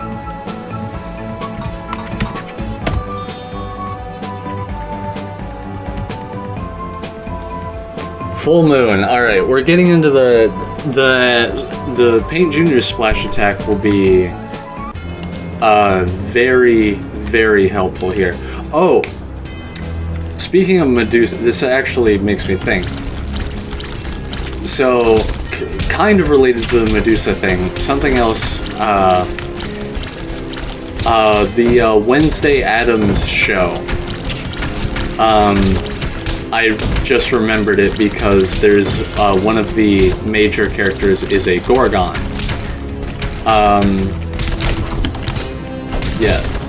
I don't know what people's deal is with the Wednesday show. It's like really good. Like it's just like I don't see people's problems with it. Like I really don't. But yeah, one of the major characters is a Gorgon, so that made me think about that. Oof. Yeah, no, they do a lot of damage.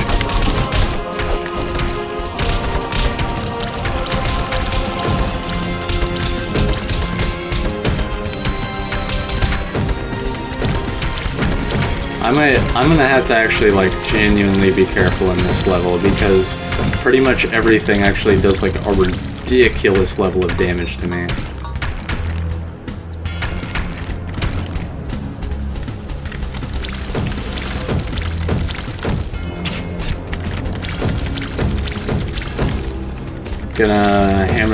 Gonna get this guy down with the magic. Alright, gonna use Armor Pierce to deal with these guys. Of course, when one of them thinks he's pretty funny for being a bowman, kinda gotta set him straight. And let him know that you're fucking dead. But yeah, things like the first half of Season 2 of Wednesday being out right now and Town of Salem have just really got me more into the mythological figure that is Medusa, because like it's kind of like a very commonplace thing to where people don't really think about it anymore, but it is actually it is genuinely such an interesting idea.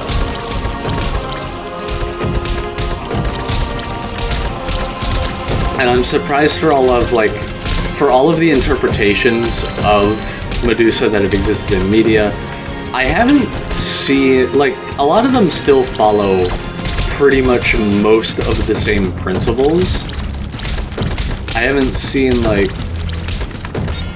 basically I haven't seen a super outlandish take on Medusa yet. And I'm very curious if there's ever going to be a project that, like, ever does.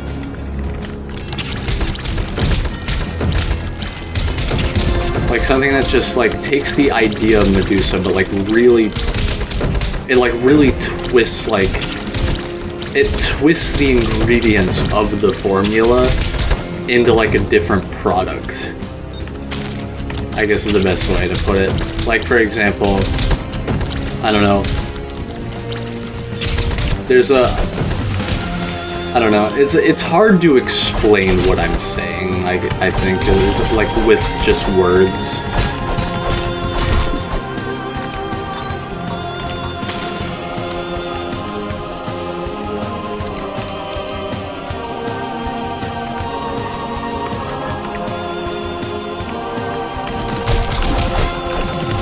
Eskimos, some light enemies, thank God.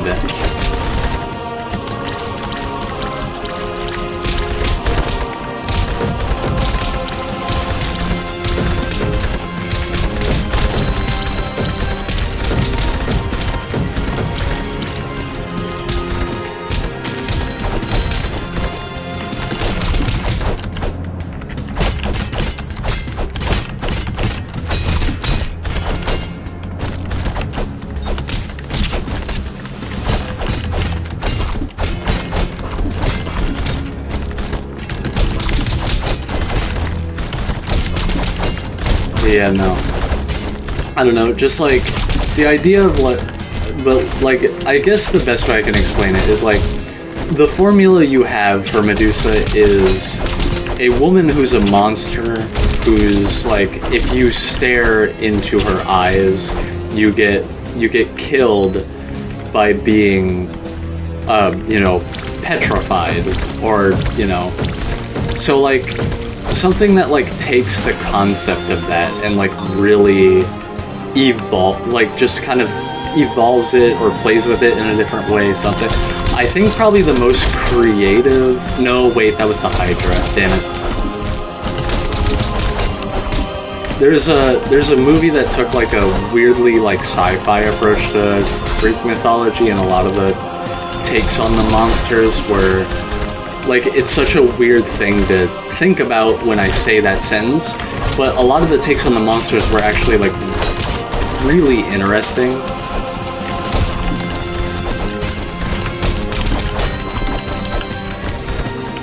I can't for the life of me remember what the movie is called, though, unfortunately, and if I'm being honest, there's a pretty good chance it wasn't even that good.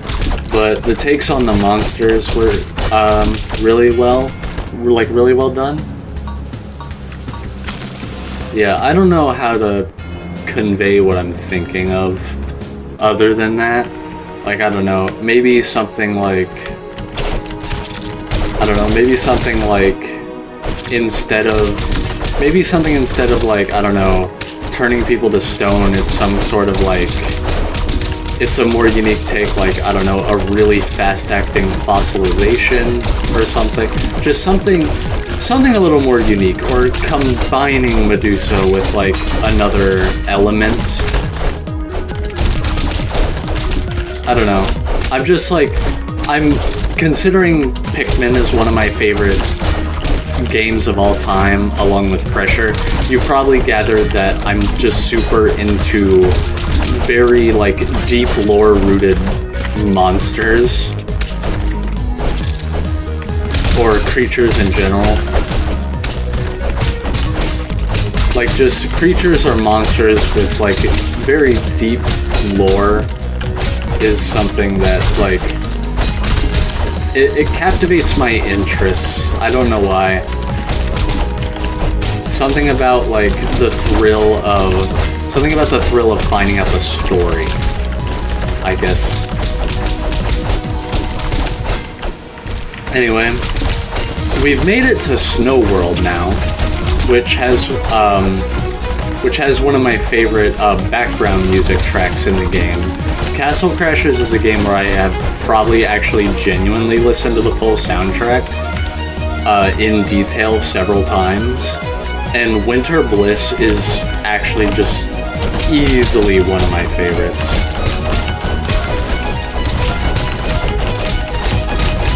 Like, I love Winter Bliss a lot.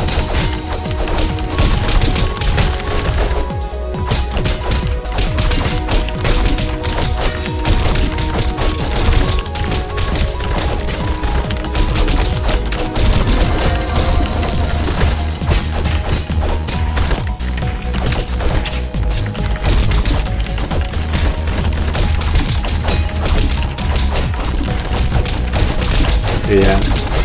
I also love the design of the stage, because the like sunrise, considering we were just considering full moon, it's now like sunrise, right? And I think the very orange sky with the very blue aesthetic of the snow, it creates this really good contrast, and it's like genuinely very beautiful. In my opinion, winter is the most like aesthetically pleasing season. Autumn is personally my favorite because ice is like genuinely just like, ice is a bit too problematic where I live, so it kind of makes winter a little painful despite how beautiful it is. But autumn's perfect here. Like, you still get a lot of colors, but because of like the leaves, but the temperatures and like the just overall the weather is pretty much perfect, and it's really nice. But yeah, no, aesthetically for winter is a really good season to work with. I think water and snow themes are things that like people should really use in video games more. Now, there actually has been a really big increase in like ocean and water related games a lot, so I suppose that covers that front.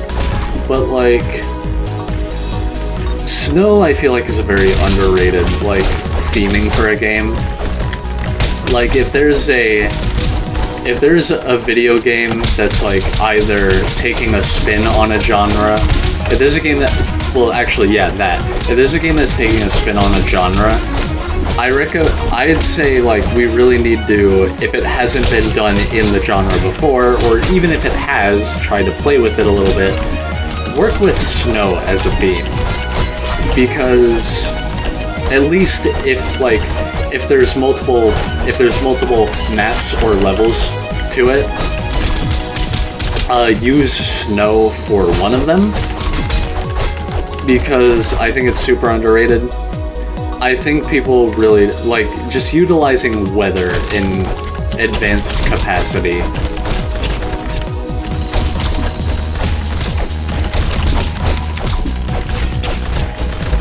Like, yeah. I also remember in my original Let's Play, this is something that has never left my brain. When I was at, like, doing this level in my Let's Play, I said something that, like, I'm not even gonna lie, it low-key sounded like it was gonna be, like, super sexist or something, but what I was getting at was, like, it's just, like, you know, the people coming out to fight me were probably dudes, while the women and children would, like, you know, stay in the houses. Because, like, it's a kind of just an archetype for medieval settings. I didn't, like, you know, I obviously didn't mean anything by it. I think things like, sexism, racism, it's like, sexism, racism, like, being like, homophobic and shit, it's all, like, mega loser shit. If you need to put down an entire, like,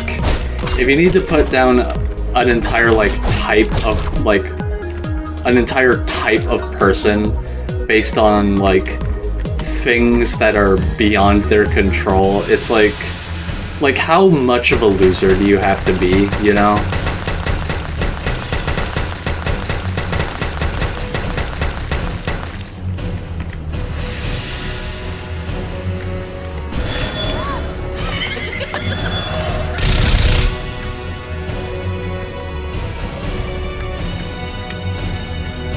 Alright.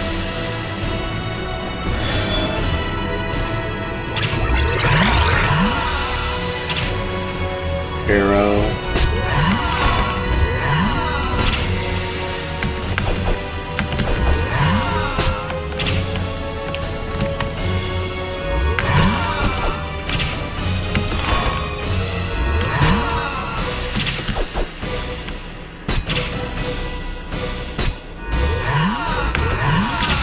Okay, well, there wasn't a lot I could have did about that one. You're spawning it in my face, guy. Anyway, I'm gonna give your dudes a beat down.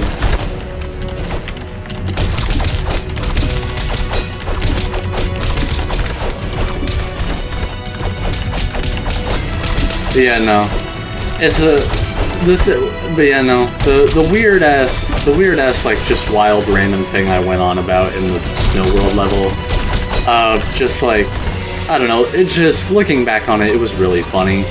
Just like, I know if I ever become like more popular as a YouTuber, there's gonna be people on Twitter who like dig up that clip and try to like claim me as sexist or some dumb bullshit.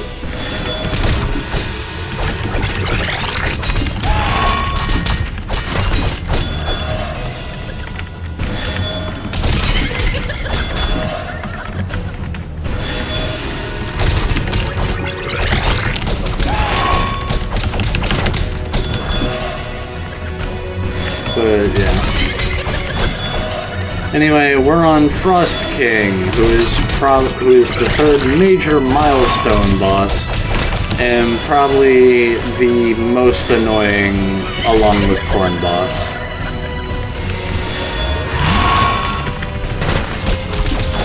Probably should have seen that coming.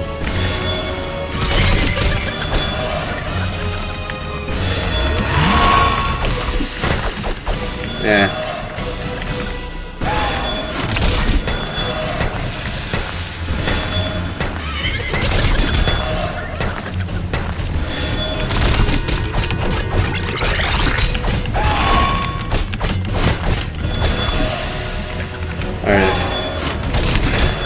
Yeah, no.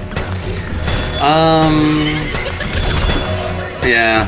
It's just like Corn Boss, he does this, like, you know, movement spamming thing, so once again, using that, like, using the dash attack as, like, your main form of offense is probably gonna do you a lot of good here. I'm also trying to use Armor Pierce to, like, really lean into doing some good damage. That is when I have the chance. I'm not gonna be able to hit him there.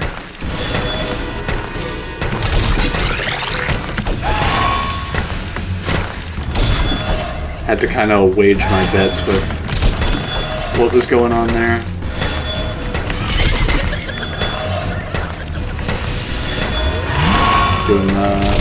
Doing the ice wave, so just try to get out of the way.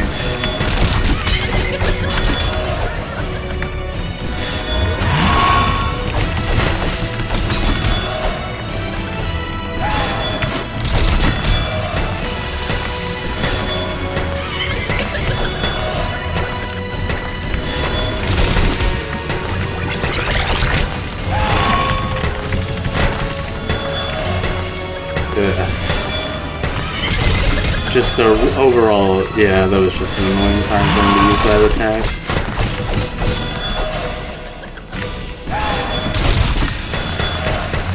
Alright, we got to this phase.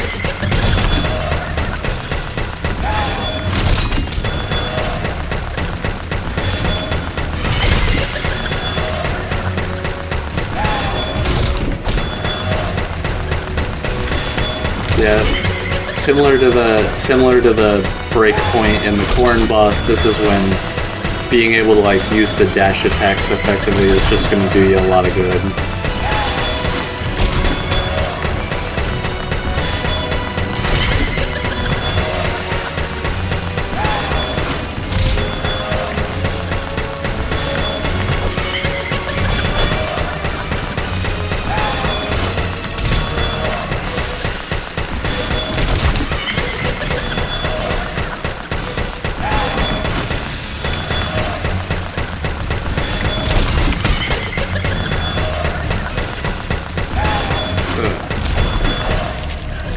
Get the fuck out of here. Yeah, no. Open the chest. This one's kind of just this one's the most annoying to do because of the ice floor. Yeah. There's not much you can really do about it. It just is what it is. But, we get the third princess. And be on our way.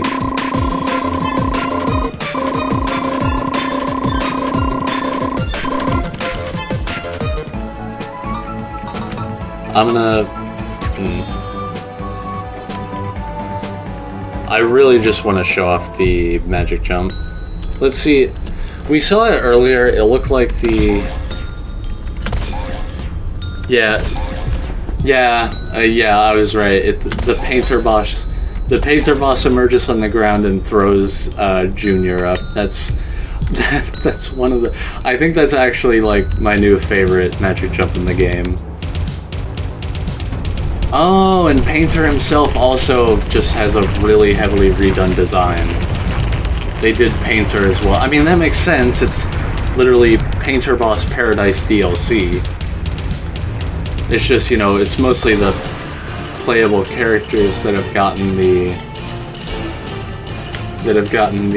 you know, the upgrades.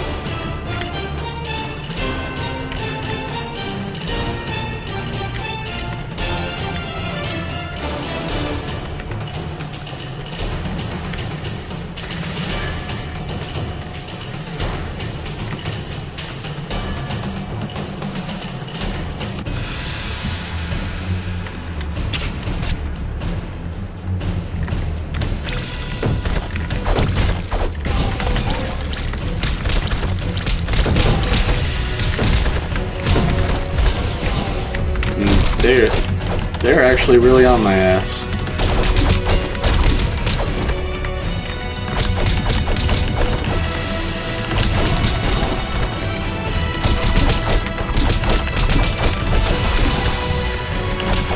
Yeah, because I dumped all those points into magic that I did, means a lot of my other stats are not as good as they could be, which, you know, is naturally a little bit unfortunate, but I don't think I should be too much at a disadvantage.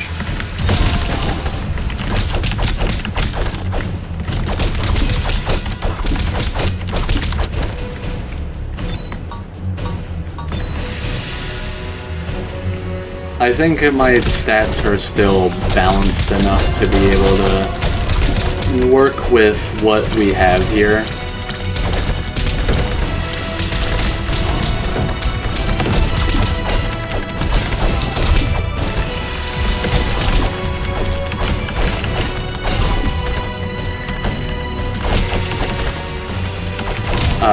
But yeah, no, we're in the final stretch of the game.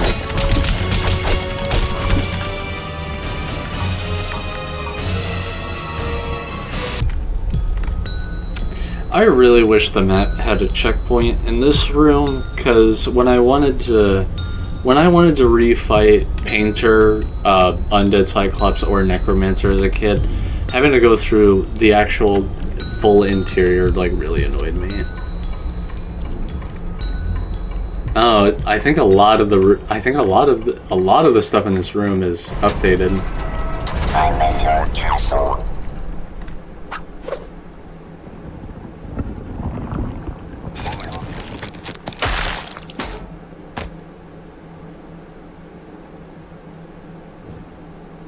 Huh?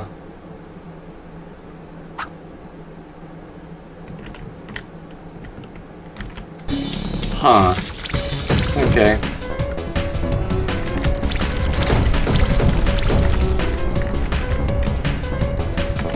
Alright, I will admit, I wasn't expecting that one. We saw the creation of Paint Jr. I will pay the ultimate order.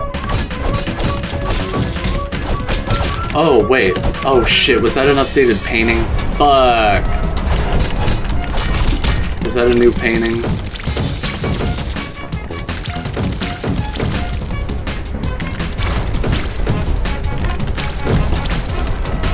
My brush is mightier than your sword.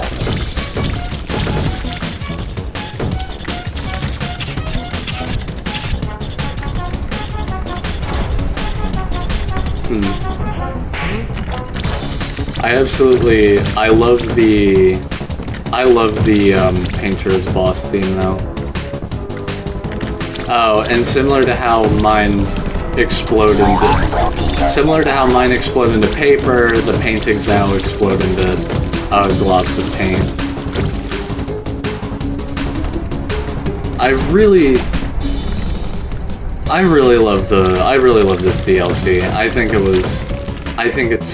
was a very much like, oh my god, this is Paint Jr.'s room. Oh, that's adorable. Oh my god. I can't, okay, yeah, no, I can't get over that. That's like actually cute as hell.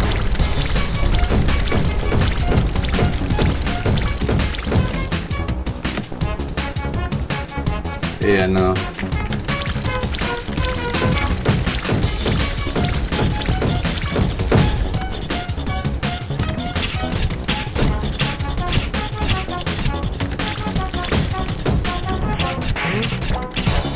I'm gonna try to come on. Run this bit. Yep, okay. That guy. He's new.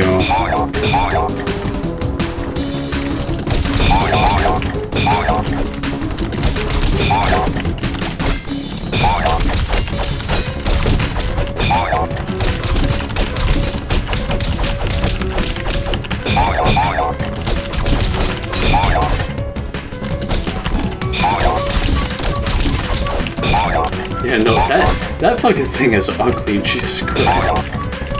But, like, you know, it's supposed to be, right?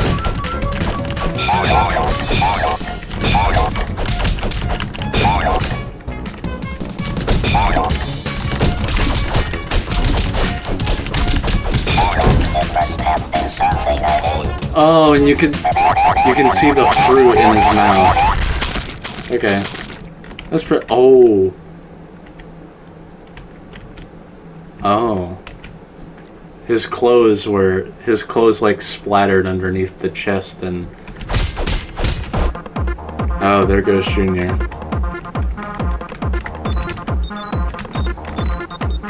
Huh.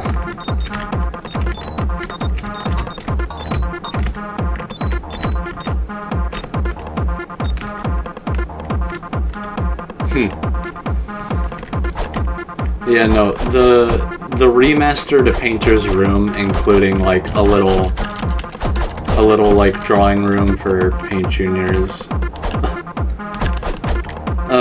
There's so much. I love the details.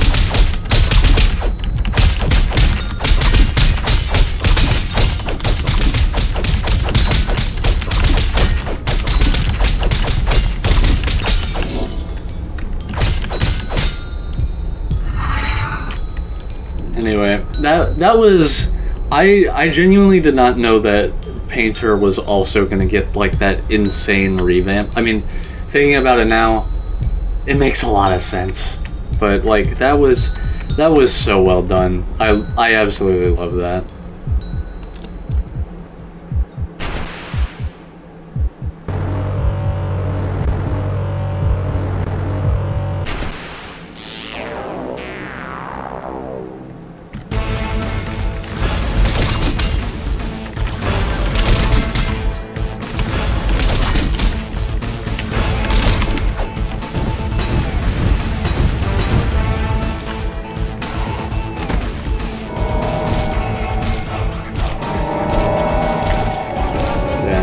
I remember in my old Let's Play, I tried to make a point of, like, counting dudes at jumps, because I knew for a fact he did exactly 20. I don't know why I did that. It was kind of just dumb for me to do, and also kind of annoying.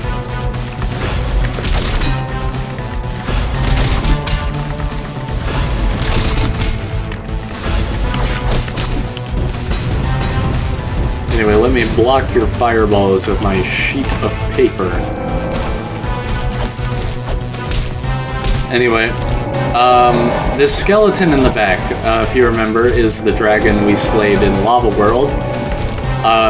It was actually confirmed in an interview with Dan Paladin that Necromancer was planning to resurrect it, but he ended up not having time to because of how quickly the knights got to the wizard's castle.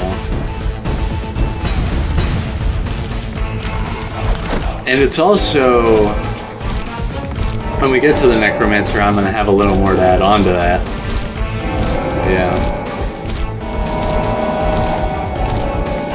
Yeah, you know how it is, Undead Cyclops.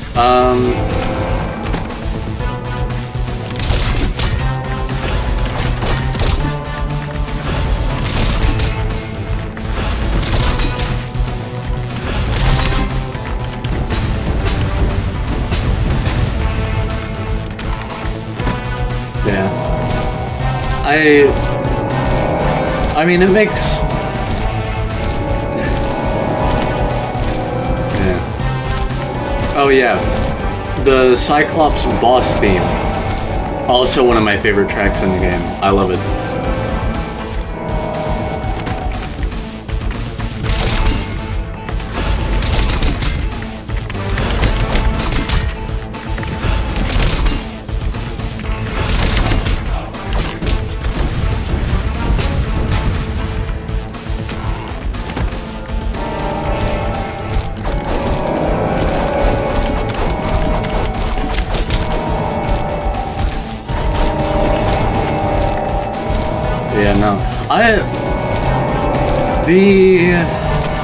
But like actually though, like the updated stuff for Painter was like the Painter boss like graphic update stuff was like actually so good.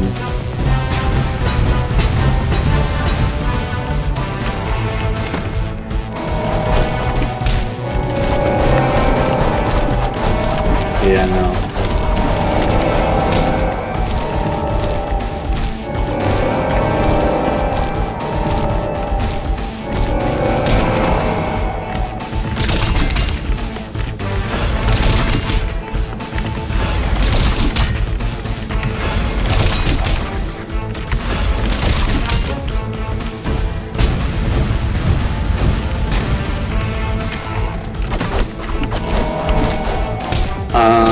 Yeah. Paints Jr. though, I am surprised that we got like a direct thing, like they were like, even though they had nothing to do with the fight, they were also very much present in the sequence. What the hell? Alright, well I guess I gotta do another cycle because the hitbox just stopped existing. But, Pain Jr.'s incorporation into the cutscenes was actually, like, such a cool feature to see, and also, despite the fact that they were born just before we got there, they already had stuff in the room? Does that mean bro was expecting? I guess. Ugh. It's just a weird thing to think about. It's questions you're not meant to ask. It's just supposed to be haha funny.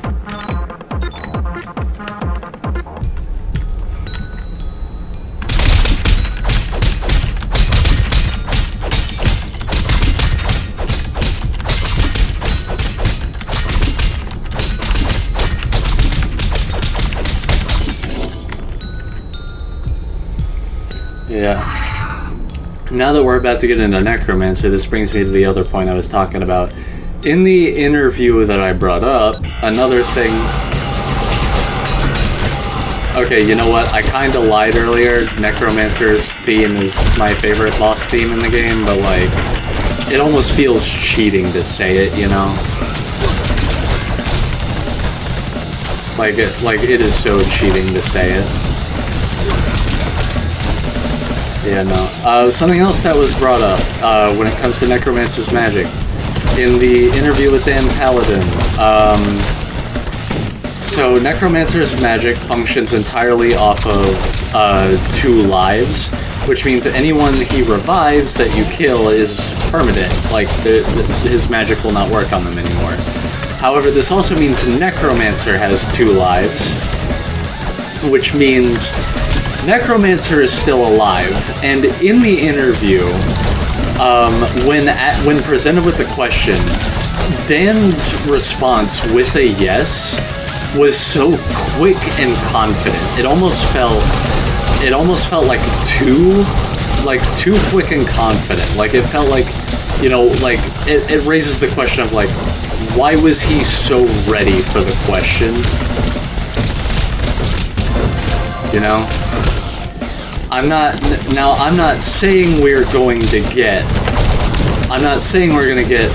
a Castle Crashers sequel, but if we did, you know your boy is gonna play it on the channel, like how could I not?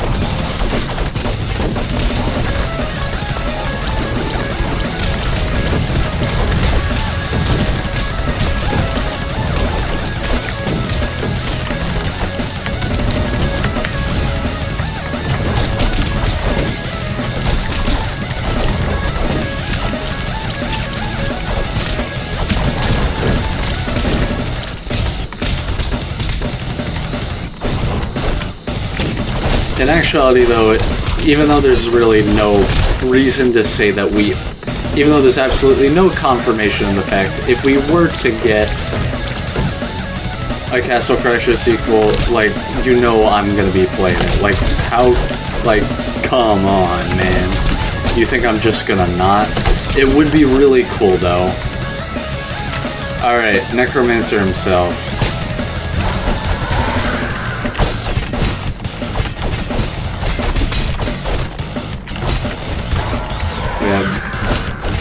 Bro's like, yeah, no, Necromancer's AI is like really built to like resist juggling, so you kind of got to duel him on the ground. He's just like, he has a lot of like, he just counters a lot. Yeah, and he counters a lot, and yeah, like, I sure have tried to use my, he's like deflecting my fucking dash attack.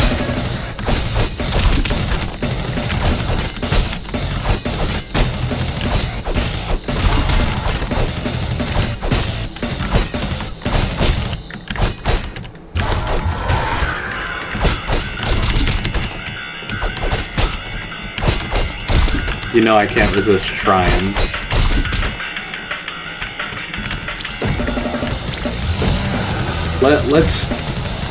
Let's play a little. Yeah, let's.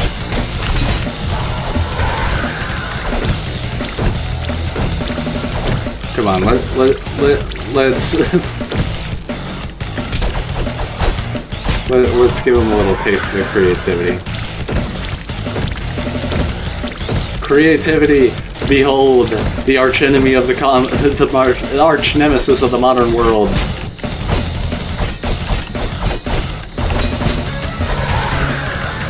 You know, that actually brings me up a good point.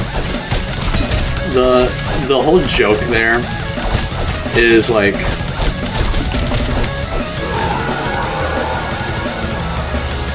see ya, Necromancer, you're still alive. But yeah, no. I might as well just use that. But like, the entire joke there is like, this brings me to another point, the Minecraft movie. Like, the entire point of the Minecraft movie was about the fact that like, creativity is something that should be encouraged, even though the way the modern world is, like, very much doesn't do that. And overall, as a movie, I think the Minecraft movie was, like, absolutely a perfect 10. Like, I legitimately love the movie, like, to death.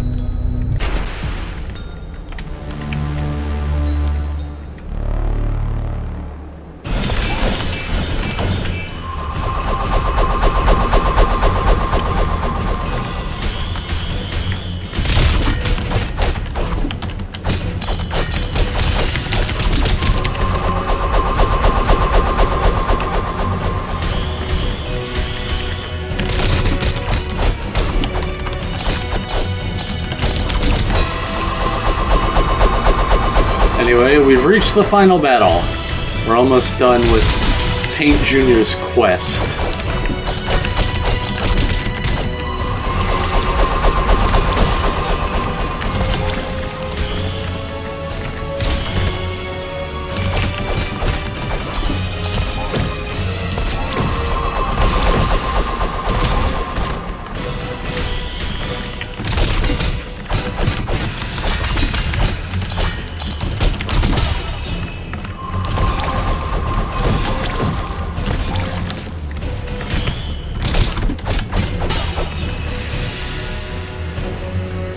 Alright.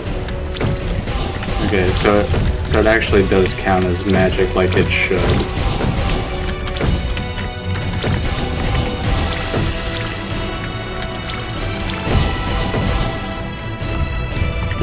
Yeah, you're gonna switch.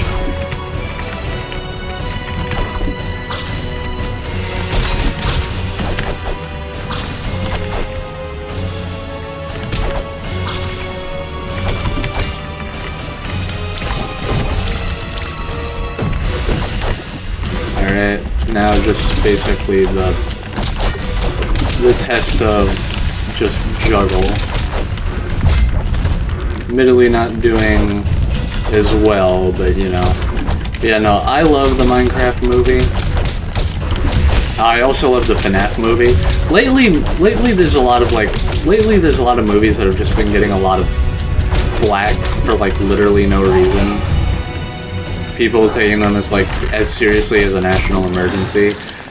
I know like one of the dumbest things I get into arguments about when it comes to the FNAF movie is regarding like, oh, how expressive the animatronics are, and it is such a dumb thing because like if you knew anything about the movie, you'd know the entire point is that, oh, they're kids and they're not meant to be cold-blooded killers. The only people they attack in the movie are because they are controlled into doing it, or because they are criminals on Fazbear. They're like criminals vandalizing property. They're not supposed to just be emotionless, bloodthirsty machines because you're a fucking edgy little prick who happens to be into FNAF right now.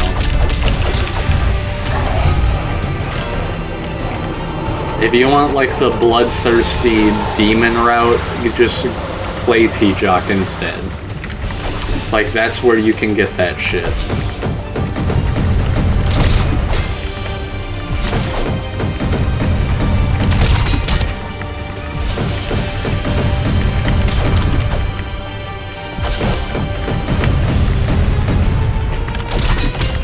Anyway, we're almost done here. The final phase, which is a little bit of a tricky one. A lot of magic fireballs and shit.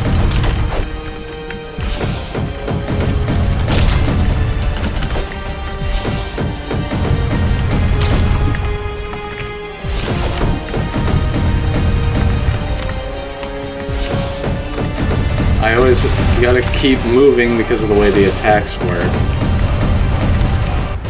And unfortunately, bro's hitbox is about as thin as the sheet of paper I'm using for my shield.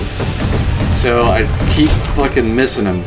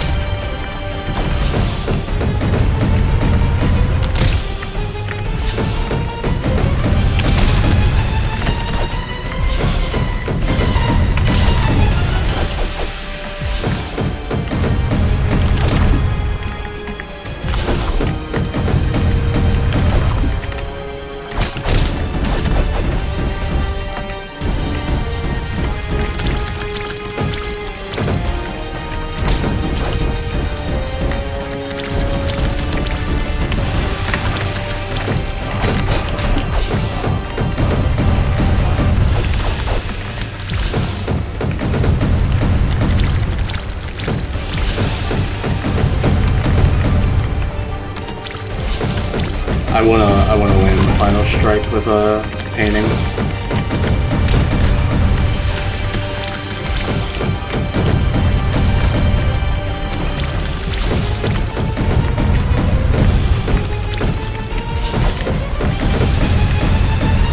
Come on, let me hit it.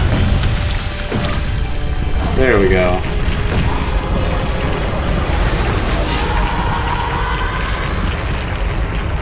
Let's go, Paint Jr.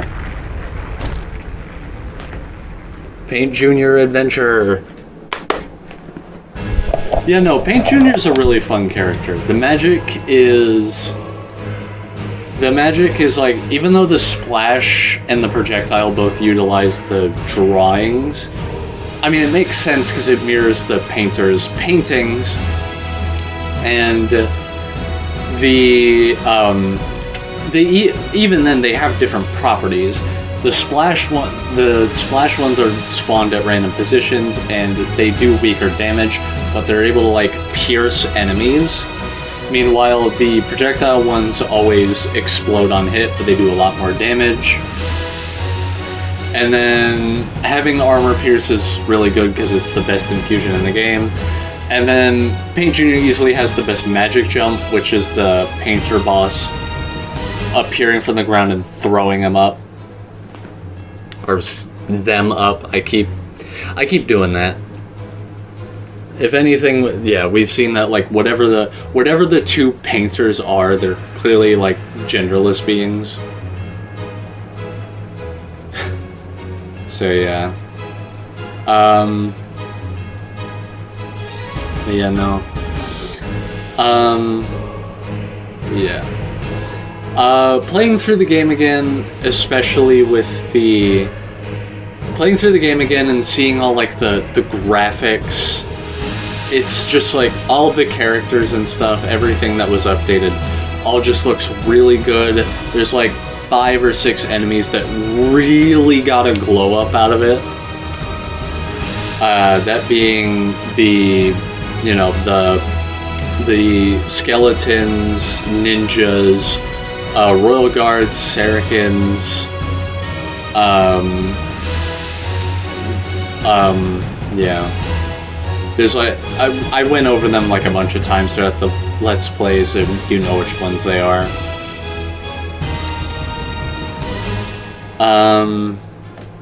Yeah, fencers are also on the list. Yeah, no. But yeah, playing through the game again, especially with like, you know, new character, has really good magic and all the visual style stuff. It was really fun. I think I'm definitely going to be playing the game with like the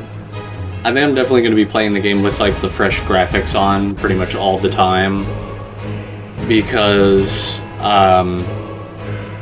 it's just like there's just a beauty to it. Finally, thank you to the entire Newgrounds community and all the people who have played our previous games that I've purchased. Hey, you're welcome. Behemoth, if anyone's watching, love your games. I love them.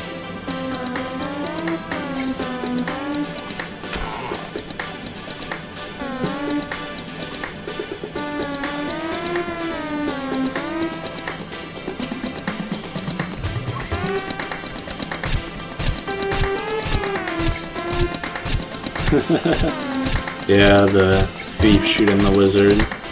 Everyone's out here. All the Grey Knights kinda, you know, it's easy to see them now, but you know how it is. Anyway, let's do the ending. Yeah.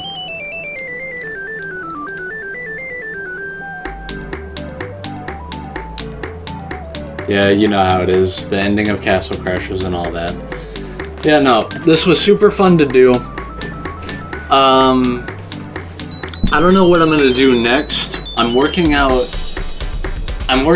a couple video ideas with a friend of mine.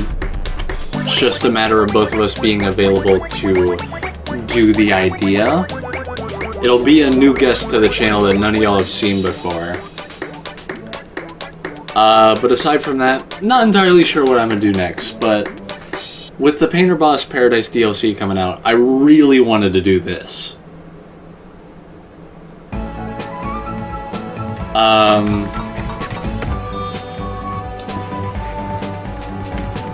But yeah, no.